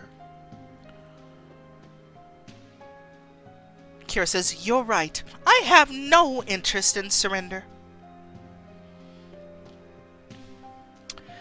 His eyes sharpen and he looks you over more carefully. Here I was, expecting only a group of bickering old men, and instead I am rewarded with a vision of loveliness. With a tight-lipped smile, Cassius steps forward. Be welcome, Antony. We are pleased you thought to share news of Caesar's victory. I just saw this through Instagram. Cool. And then King James says, I'm currently reading The Cursed Heart, which is amazing. Immortal Desires is getting good. Untamable Kit is not driving me crazy no more. And I'm also replaying High School Story Class Act. Let's see. Gamnition says, choices saved my life. It's so nice to talk about it with someone. Absolutely. We always talk about choices in this chat. And I talk about choices quite a bit on Twitter if you're on there. Or on Instagram, feel free to message or, any of those things, or tweet me. I love talking about it. So, and there is a huge community on Instagram. If you're on there, there's a big fan community on Instagram. Antony gives only a cursory nod to Cassius, and then looks intently at each senator in the crowd, seeming to count and recognize each face. It seems the meaning of rejoice has changed since I was last in Rome, unless some of those here voted against Caesar and his unlawful invasion. And Kira says, I think we should probably play it smart here. Why would a senator vote against Roman expansion? The lady asks an excellent question. Why would any loyal Roman vote against an action that profits Rome? Antony takes your arm, drawing you into the light, but he directs his words to the senators behind you. Caesar's victory has gained us thousands of acres of fertile farmland, tens of thousands of horses, slaves, and soldiers, and safety for Rome against barbarian invasion. You hear a few of the senators whispering in approval. Senator Lucius says, holding Gaul will be a bulwark against the Germans. Choices is the best. You've been an avid player for years. Yeah, same. KT Coley, who is one of the folks that hangs out in the channel, one of the first Martians, was the one who told me about it. And he told me about the app. At the time, he was VIP when they were doing the beta testing on it, and he suggested it because he knows I love a good story. And it just went from there. I ended up falling in love with the app. My first three books were The Freshman, Rules of Engagement, and The Royal Romance. Those were the first three books I read. Satisfied with their reactions, Antony turns back to you. But perhaps none of that matters to you, eh? And Kira says, should it? I knew your accent sounded Gallic. I'm not sure what the Gallic accent would sound like. Oh.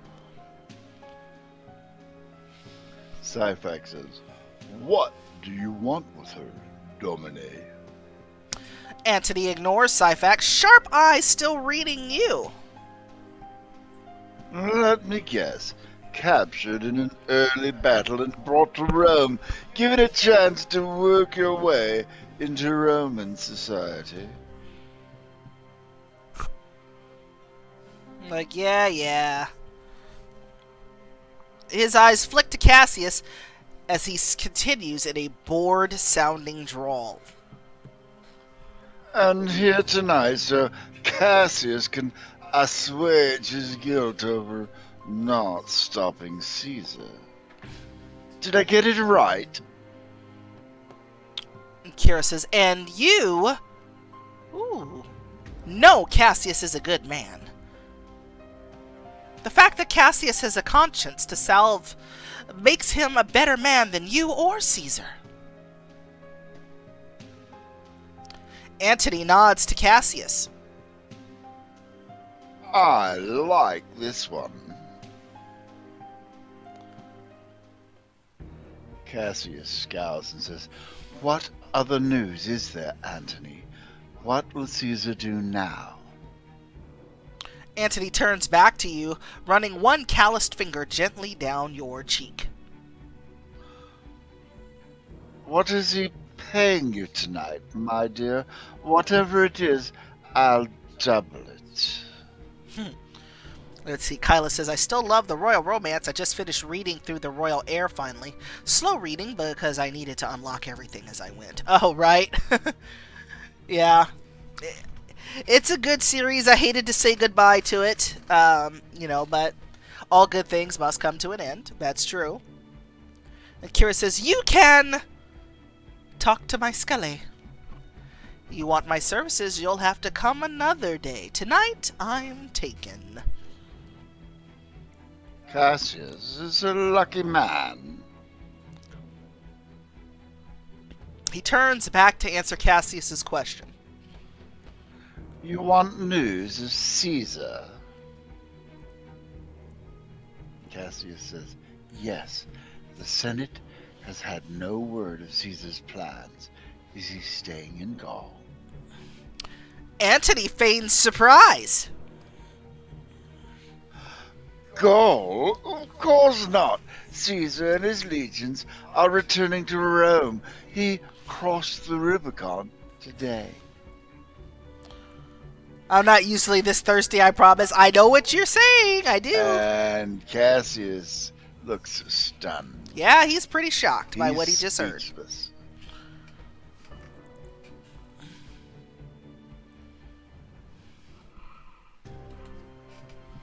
Leaving Cassius open-mouthed, Antony moves further into the room, giving other senators the kiss of greeting.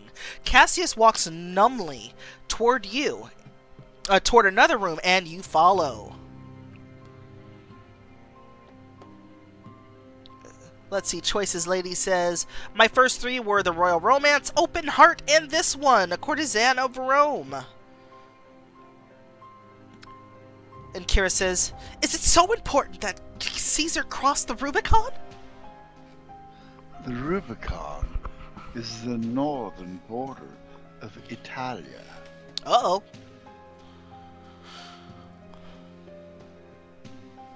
Syphax says, it's against the laws of the Republic to bring armed soldiers past it. One of us. Yeah, Omniscient, thank you so much for following. I appreciate it very much. Lock the Elea Est, the die is cast. Yes. Lady K says, my first three were the Royal Romance, Bloodbound, and Perfect Match. Ooh, I love Perfect Match. Love it. If Caesar is bringing soldiers across, he is in a position to threaten Rome itself. It means he is preparing for civil war. That's not good.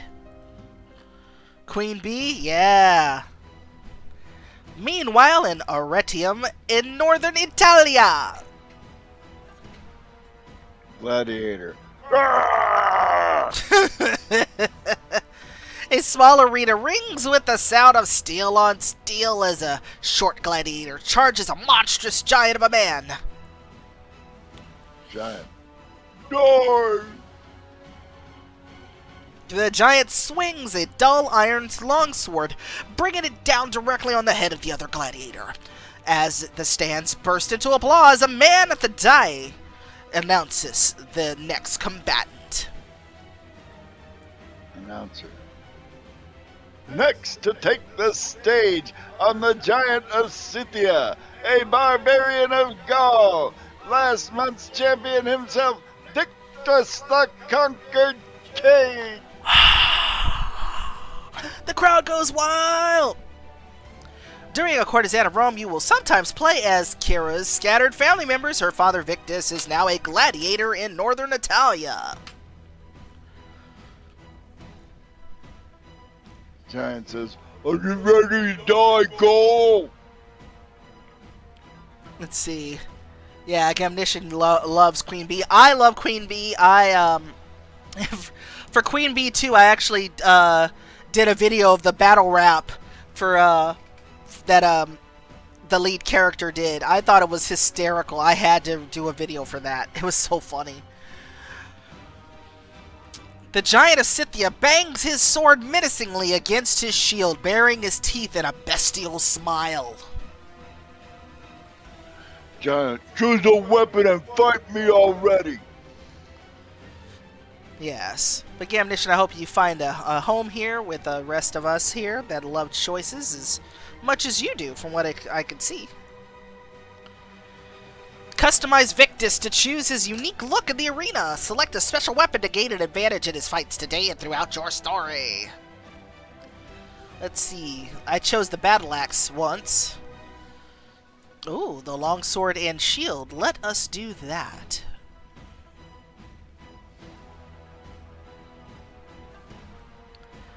Now playing as Victus. No one will land a blow on me. Lucanus Flavius, your trainer and owner of the Ludus you fight for, introduces you with a sneer. What do you have to say for yourself, barbarian? Can you defeat the giant, or will you water the arena with your blood? The nice pointy stick. Victus should... Jingo, what should Victus do? He's gonna boast? Of course he is, because he's a, he's a badass. Today is not my day to die. The giant roars in fury as the crowd screams their approval. Fight! And I can just hear them now. They're just, completely chanting for her father. The giant charges across the ring surprisingly fast. His sword glints dully in the sunlight, pitted from long use. Excuse me. And Victus dodges the blow. Yes, he is Mason's dad. Oh, man.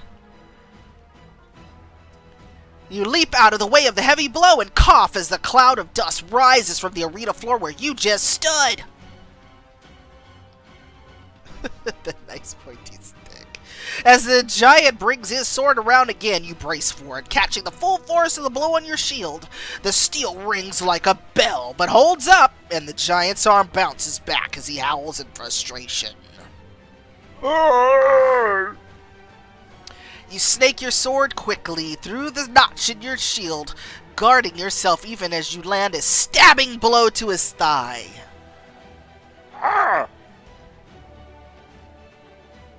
Lucanus Flavius. First blood to the barbarian. It will be a hard battle to get past that shield. Is the giant up for it? The giant bellows in rage and charges you again, sword held high. And we're going to duck. Try again. The sword is huge but slow, and you dance backward to watch it smash the dirt, sending bloody dust flying. Look at the cowardly barbarian, retreating in the face of mighty Scythia. Tell the conquered king what we think of Gauls. The crowd jeers, boo, and all that stuff, and they scream as Flavius whips up their excitement. Let's show him what Caesar does to barbarians. The crowd roars in excitement. And Victus says, Jingo.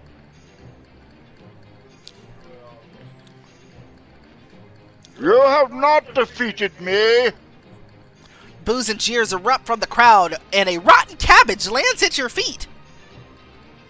Stop talking and fight already. The crowd takes up the chant, fight! Fight! Fight! It charges again, but you can tell he's tiring. Sweat drips from his helmet, and you skip back, and he hesitates for a moment before bringing his sword around for another heavy blow. You brace your shield to absorb the blow, and then follow up with a stab to his gut. The giant stumbles backward, blood leaking from his belly. Yield! Are you not entertained? I know, right? Anyone else think this? Oh, yes. And the barbarian gets a solid blow. Sorry, Jingo, I got excited.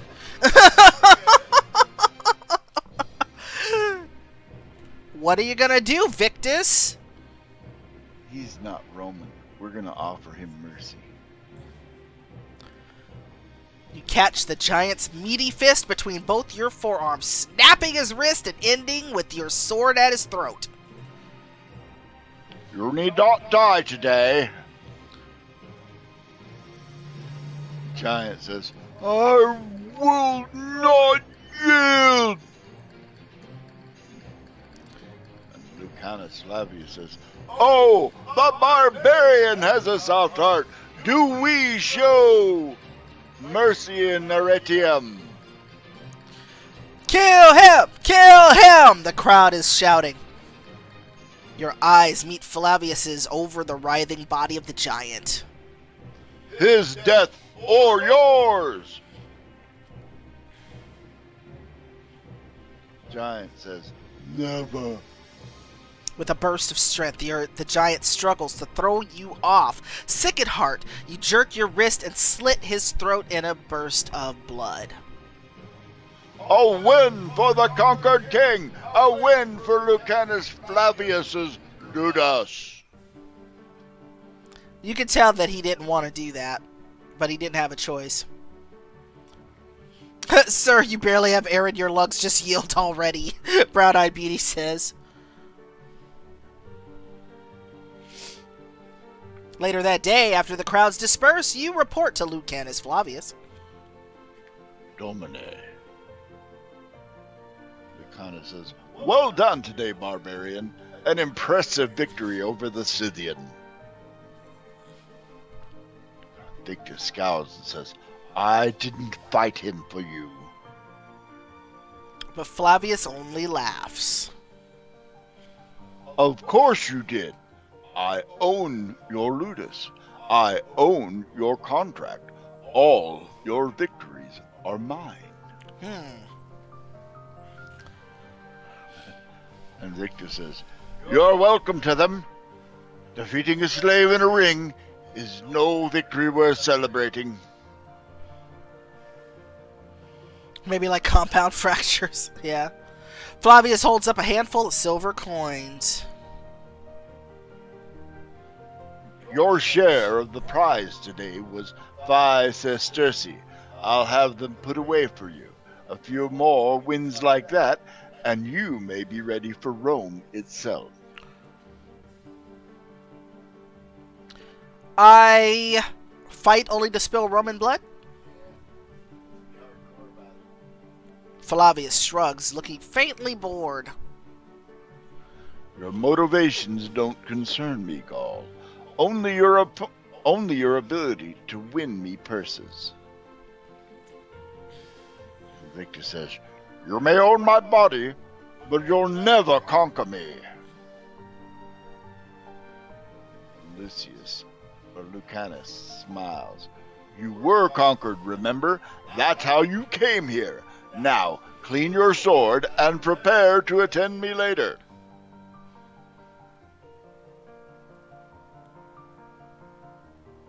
As Flavius leaves, you hear him barking orders to the guards who maintain his ludus and the gladiatorial school which bought you from Legate Aquila.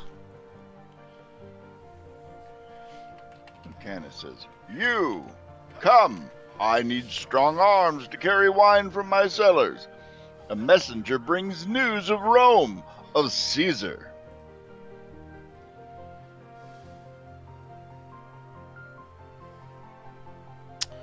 As his voice grows faint, you realize you've been left for a moment without guard, and the gate is unbarred.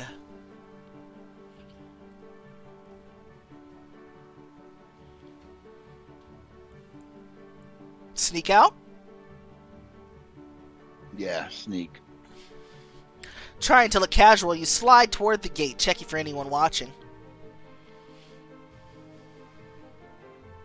Everyone went with Flavius.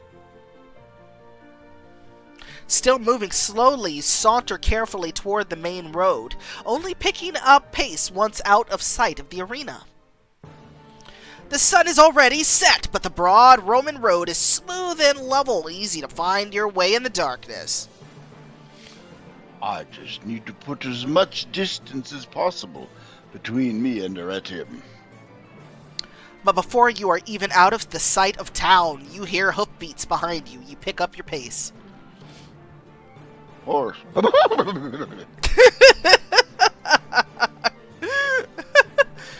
Soldier. Stop there, barbarian! in the name of Lucanus Flavius. It's just so funny. What are you gonna do, Victus? That guy was a Roman, right? We're gonna fight him.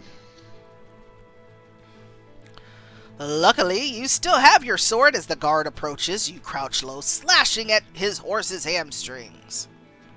Or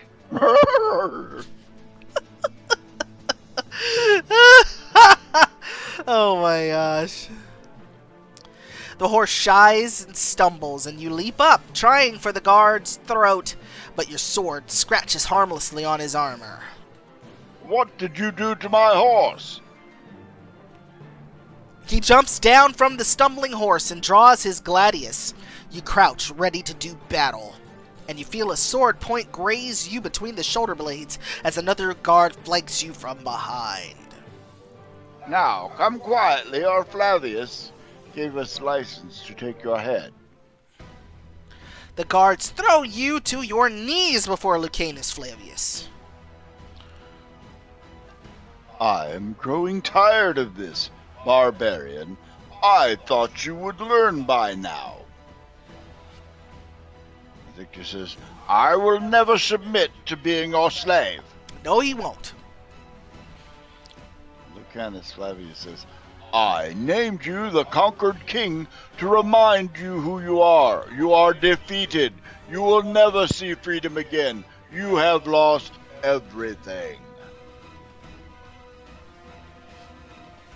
I think this one, the second one. I'd go for the second one. Lucanus says, your family, they are dead or slaves like you. You will never see them again. Flavius turns to the guards. Take him to his cell. They prod you to your feet with the tips of their spears. And I'm confiscating your earnings from today's fight. Oh no! Took his money? Now playing as Kira, Senator Lucius overhears you and Cassius talking about Mark Antony's news. Sorry, my eyes started watering there. Kira says, Civil War? Senator Lucius, don't be ridiculous. Caesar would never threaten Rome itself. Cassius says, Caesar has no respect for the Senate.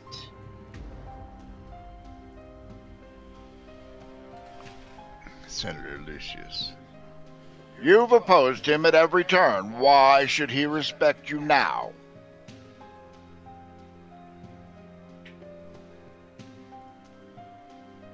Senator Lucius stalks back through the doorway, and you glance at Syphax. Syphax says, he knows something.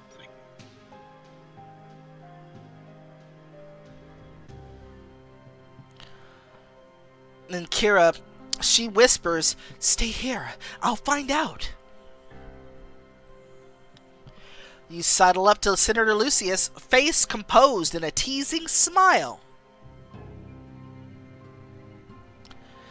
You seem to know great Caesar quite well, Senator. Lucius starts to scowl, glancing resentfully at Syphax on the other side of the room, but you drop a little bow, letting him see the smooth curve of your neck, and his gaze sharpens. Of course it does. Senator Lucius smiles a little bit. Well, I am descended from one of Rome's founders. We have always been closely tied to the Julius family. Then, you were in his confidence, but even before Mark Antony brought us this news, you lay a hand on his shoulder and feel his breath speed up. Why, yes. It's not something I would have chosen to speak of with Senator Cassius, knowing his persuasions. So what did Caesar tell you of Gaul? Was there an official surrender? I really shouldn't talk about. As a trained courtesan, you will be able to get information out of men by using your wiles and playing on their desires. Clearly, you don't know anything of Caesar's plans. As you were trained, you show your disdain for Lucius with a delicate shrug and then step away. Lucius takes an involuntary step to follow. I do. Of course you do. Ha ha! Great Caesar wrote me to say that Gallic tribes all converged around one leader, Vercingetorix. He even managed to defeat Caesar at Gergovia. I love this MC too. She's great. Of course, the Desire and Decorum MC is my favorite MC, but Erin, the MC from this book, she ranks right up there. She is a very strong character. But Caesar called for more legions and cornered Vercingetorix, and he surrendered to save his people's lives. They are bringing him here for a triumph. And Kira's mouth drops. She says, "And what will become of Gaul?" Lucius shrugs. Those who aren't enslaved will be left to grow grain for Rome, I presume. Caesar is still governor. It's his choice how to treat them. That's a lot of power to leave in one man's hands, Kira says. Lucius nods as across the room, you notice that Mark Antony has slid into the shadow of the shrine, silently watching the ripples his news makes, and you cross to join them. And Kira says, "You're enjoying this." It's a party. Should I not enjoy myself? He knows what she's trying to say. Kira says, "Watching them all cluck and scurry at your news, that's why you came, to see how they'd react." Of course. And why are you here? Because I'm getting paid. I mean, hello. He's used to holding things in his hands. That's why his arms are folded, yeah. And Kira says, "I am only here because I was paid." Ah, but you should know better than to say that. You'll break Cassius's heart. Kira says, "He's the one who paid." But no man wants to think that's the only reason you endure his company. Antony glances over the room again, and the senators and patricians have divided into nervous knots of quiet discussion. I believe I've done all that I need to here. He's one of those, stirrers of pots, and then he runs away. Not really runs. He just is like, nah, I'm going to stir this pot a little bit, and then I'll wait and see what everybody says about it later. And he walks outside, and you follow, glancing back to make sure Syphax isn't far behind. A litter waits for Antony. There are more men in Rome who need to know that Caesar and his legates are on their way. But he is so sexy, I know. And Kira says, "Legates? Is Legate Acula coming here with Caesar?" Antony looks over you shrewdly. Legate Acula, you must be the Martian girl. I mean, what gave it away? And Kira says, "And if I am?" Then I imagine you might be very interested to know that Acula is marching with Caesar. I think Mark Antony has no love for Acula, which is why he was very eager just to go ahead and give that information up. Sell him down the river? Big time. Antony's grin suddenly turns hard. You don't want to play games with me, girl. You won't like losing. As he takes a step closer, Syphax suddenly melts out of the doorway to step between you. Syphax says, Kira is under my protection.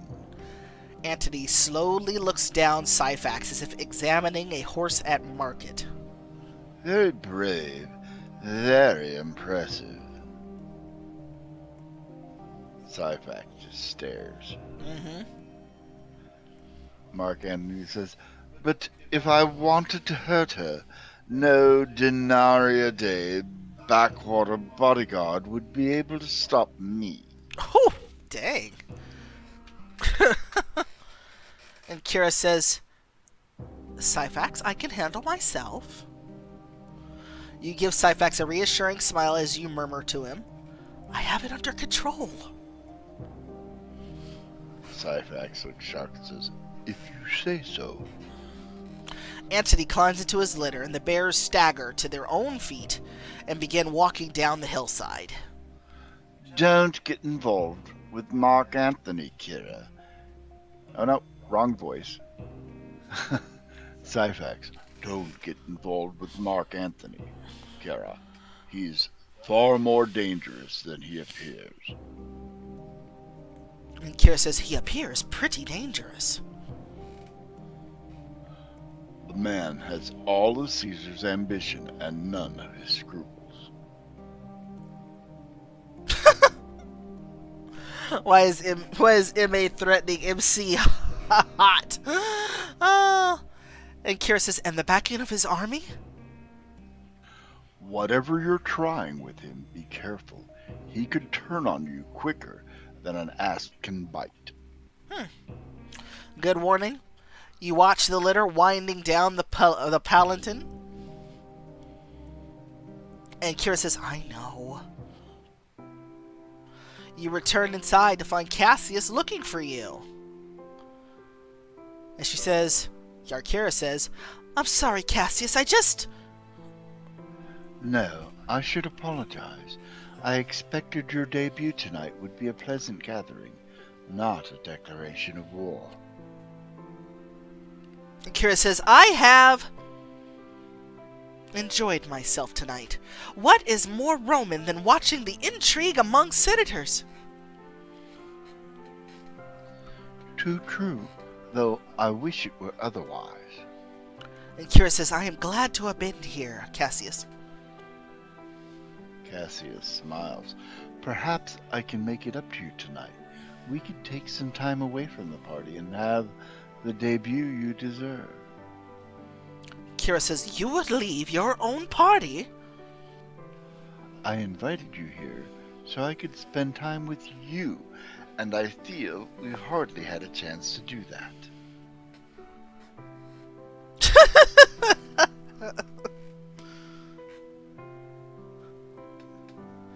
And Kira says, you could not have expected Antony's arrival. Cassius says, I hope to be your patron not just for tonight, Kira, but as often as you'll have me. Can I make this a better evening for you by offering you a meal of true Roman delicacies outside by the fountain? We can get away from the crowd and both have the chance to get to know each other better. Have a romantic meal with Cassius in this exclusive scene and learn more about your new patron. And we're not going to do that today because we're trying to romance Syphax, not Cassius. And she says, you hired me to entertain you and your guests. What would they think of us if we snuck away? Then I will have another couch brought out. You must be ravenous. I insist you try the pickled flamingo tongue. Pickled flamingo tongues? Okay. You and Cassius start to walk over to the dining couches when you hear two of the guests arguing. Tribune. Won't listen to anything you say, anything against Caesar. Cassius says, settle down. I will have no fighting here. But as the young man whirls to to glare at Cassius, you suddenly remember. Victor saying, back to the forest. We can't defeat them. And the Tribune saying, that's the chief. Don't let him escape. The legate wants him for a triumph. What are you looking at? The Tribune says. The Tribune who attacked your village is here! And Kira's mouth drops. And next time on A Courtesan of Rome, you have found one of the soldiers who attacked your tribe. Is your moment of vengeance at hand? These food choices are terrible. Which ones? That was fun. Pickled tongue of anything. Oh, yeah, the pickled flamingo tongue? Yeah. Tongue of anything prepared any way you care to prepare it. No. Yucky. That's yucky. No. I am really digging this book. Isn't it great? I love this book so much. It has gone places I did not expect in the first 2 chapters. Yeah. I really love, like, the revenge angle and the the vow that your character makes really determines what your story is going to be, and I really like that. That's like one of the best things about this book is that, it gives you the option to choose whether you're going full revenge route or not. And I've never gone the full revenge route. I have done some revenge or vengeful stuff in the book, but I haven't gone, the full-on revenge route. Let's take a look and see what's going on Brown Eyed Beauty's channel. She is offline. Okay. Well, we have had a good time. Hey, Earth Druid Wolf, how funny. I was just talking about you earlier where somebody was asking about It Lives Beneath, and I saw that you had posted a tweet that you were streaming It Lives Beneath, so I pointed them towards your channel for those. So hopefully you got a follow from that. It would be from Cass Owl. So that's who it would be if they follow you. If you serve me something with tongue in it, do not tell me until after I've eaten it. I know, it's like lengua. No. Yuck. I don't know why it has me offline. I see the timer now. It's all good. I'm Filipino. We were introduced on innards early. Oh, yeah. Beef tongue. Well, we call them chitlins, even though the box says chitterlings. Like, nobody says chitterlings. Come on. They're chitlins. Come on now. Those, because I grew up in California, of course I know, yes, I did. I saw that. Menudo, things like that. Yeah. It's like, I can't do any of that stuff. But yeah, no, I did. None of that stuff appeals to me. I just can't. I can't do it. Can't do it. No shade to folks who dig it, but not for me. Oh yeah, giblet gravy, that's good stuff though. Not gonna lie, chicken gizzards in a gumbo, that's good too. Oh, pozole. Oh, yummo. Pozole is so good. The username I'm with Brown Eyed Beauty. No organs for me, please, either. Oh, no organs? Yeah. Well, the Serve me up a big slice of booty, but no organs, the chicken gizzards, you couldn't tell that they were. Yeah, my grandmother they taste like made chicken. Her giblet gravy was the bomb. Yeah. But Cass Owl _ is the person I referred to your channel. Yeah, beef tongue, chitlins, pig feet. Oh gosh. I remember going to like the the corner store, and you would see that jar of pig feet or pickled eggs. Oh no! I just made my stomach turn thinking about it. Oh my god! I'm just like just made my stomach turn. I am not what I would call an adventurous eater. I would say the 2 most adventurous things I've eaten were Schnecken soup, which is snail soup. Tried it in Germany without knowing what Schnecken was until after I ate it. None of the above. Actually didn't taste too bad. and Blutwurst, which I took a bite of and spit out because it was just too gross. And that was a German blood sausage. Oh gosh, that's just too funny. Now pickled eggs you can get behind, right? I can't, but I know people who like it. I cannot get down. But let us. You, as long as yeah, it doesn't as long as you stink like up it. the break room at my job, I don't care what you eat. Yes, I do have a problem with people who do that. One guy brought like kimchi to work once, and it was just the smell was horrendous. It was like, look, bro, don't bring that again. Just don't do that. But we got to tell a joke, and then we're going to head over to Brown Eyed Beauty's channel. She's going to be streaming. I'm so excited to see more people streaming Choices books. You know.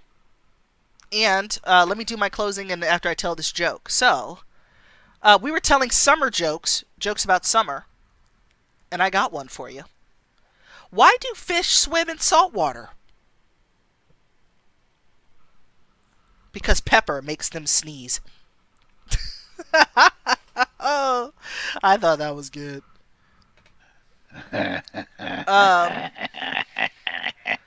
What is the difference between a piano and a fish? I know that one. You could tune a piano, but you can't tune a fish. Oh my gosh, that's okay. That's a wrap for our stream this evening. Of course, my name is MartianKat on Twitter and YouTube. You can find me at the same screen name that I use right here, MartianKat, and my screen name on Instagram and TikTok is the same screen name but with an underscore after it. My next scheduled stream is tomorrow night. It's going to be a little late because I actually have a doctor's appointment tomorrow. So you'll just have to kind of keep track. First, make sure that if you're following, make sure the notifications are on so you'll know when we're live. And follow me on Twitter so you'll know when we're live tomorrow. It's not a Choices stream. It's a good friend of mine that I stream with, Bitch and Cupcake, and we stream on Friday nights together. So, if you just want to hang out and chit-chat with us, you're welcome to do so. Our next Choices stream is on Saturday. We will start The Cursed Heart! I'm so excited! Jingo will be back with me on that one. We will start at 4:30 p.m. Mountain Time. That's, that's 7:30 for you good folks over on the East Coast of the United States. The rest time zones, I can't really help you. I'm sorry, I'm bad at that. Thank you so much for your views and lurks, your chat, your hosts, your tweets, your point redemptions where I get to tell bad jokes, your subs, and your bits. All of these things help us further the ideal of the Red Planet, that we are all Martians here. And if you can, get down with the idea that we are all Martians here, we're all gamers in the same space, you belong on the Red Planet, and you are welcome here. Let us raid, shall we?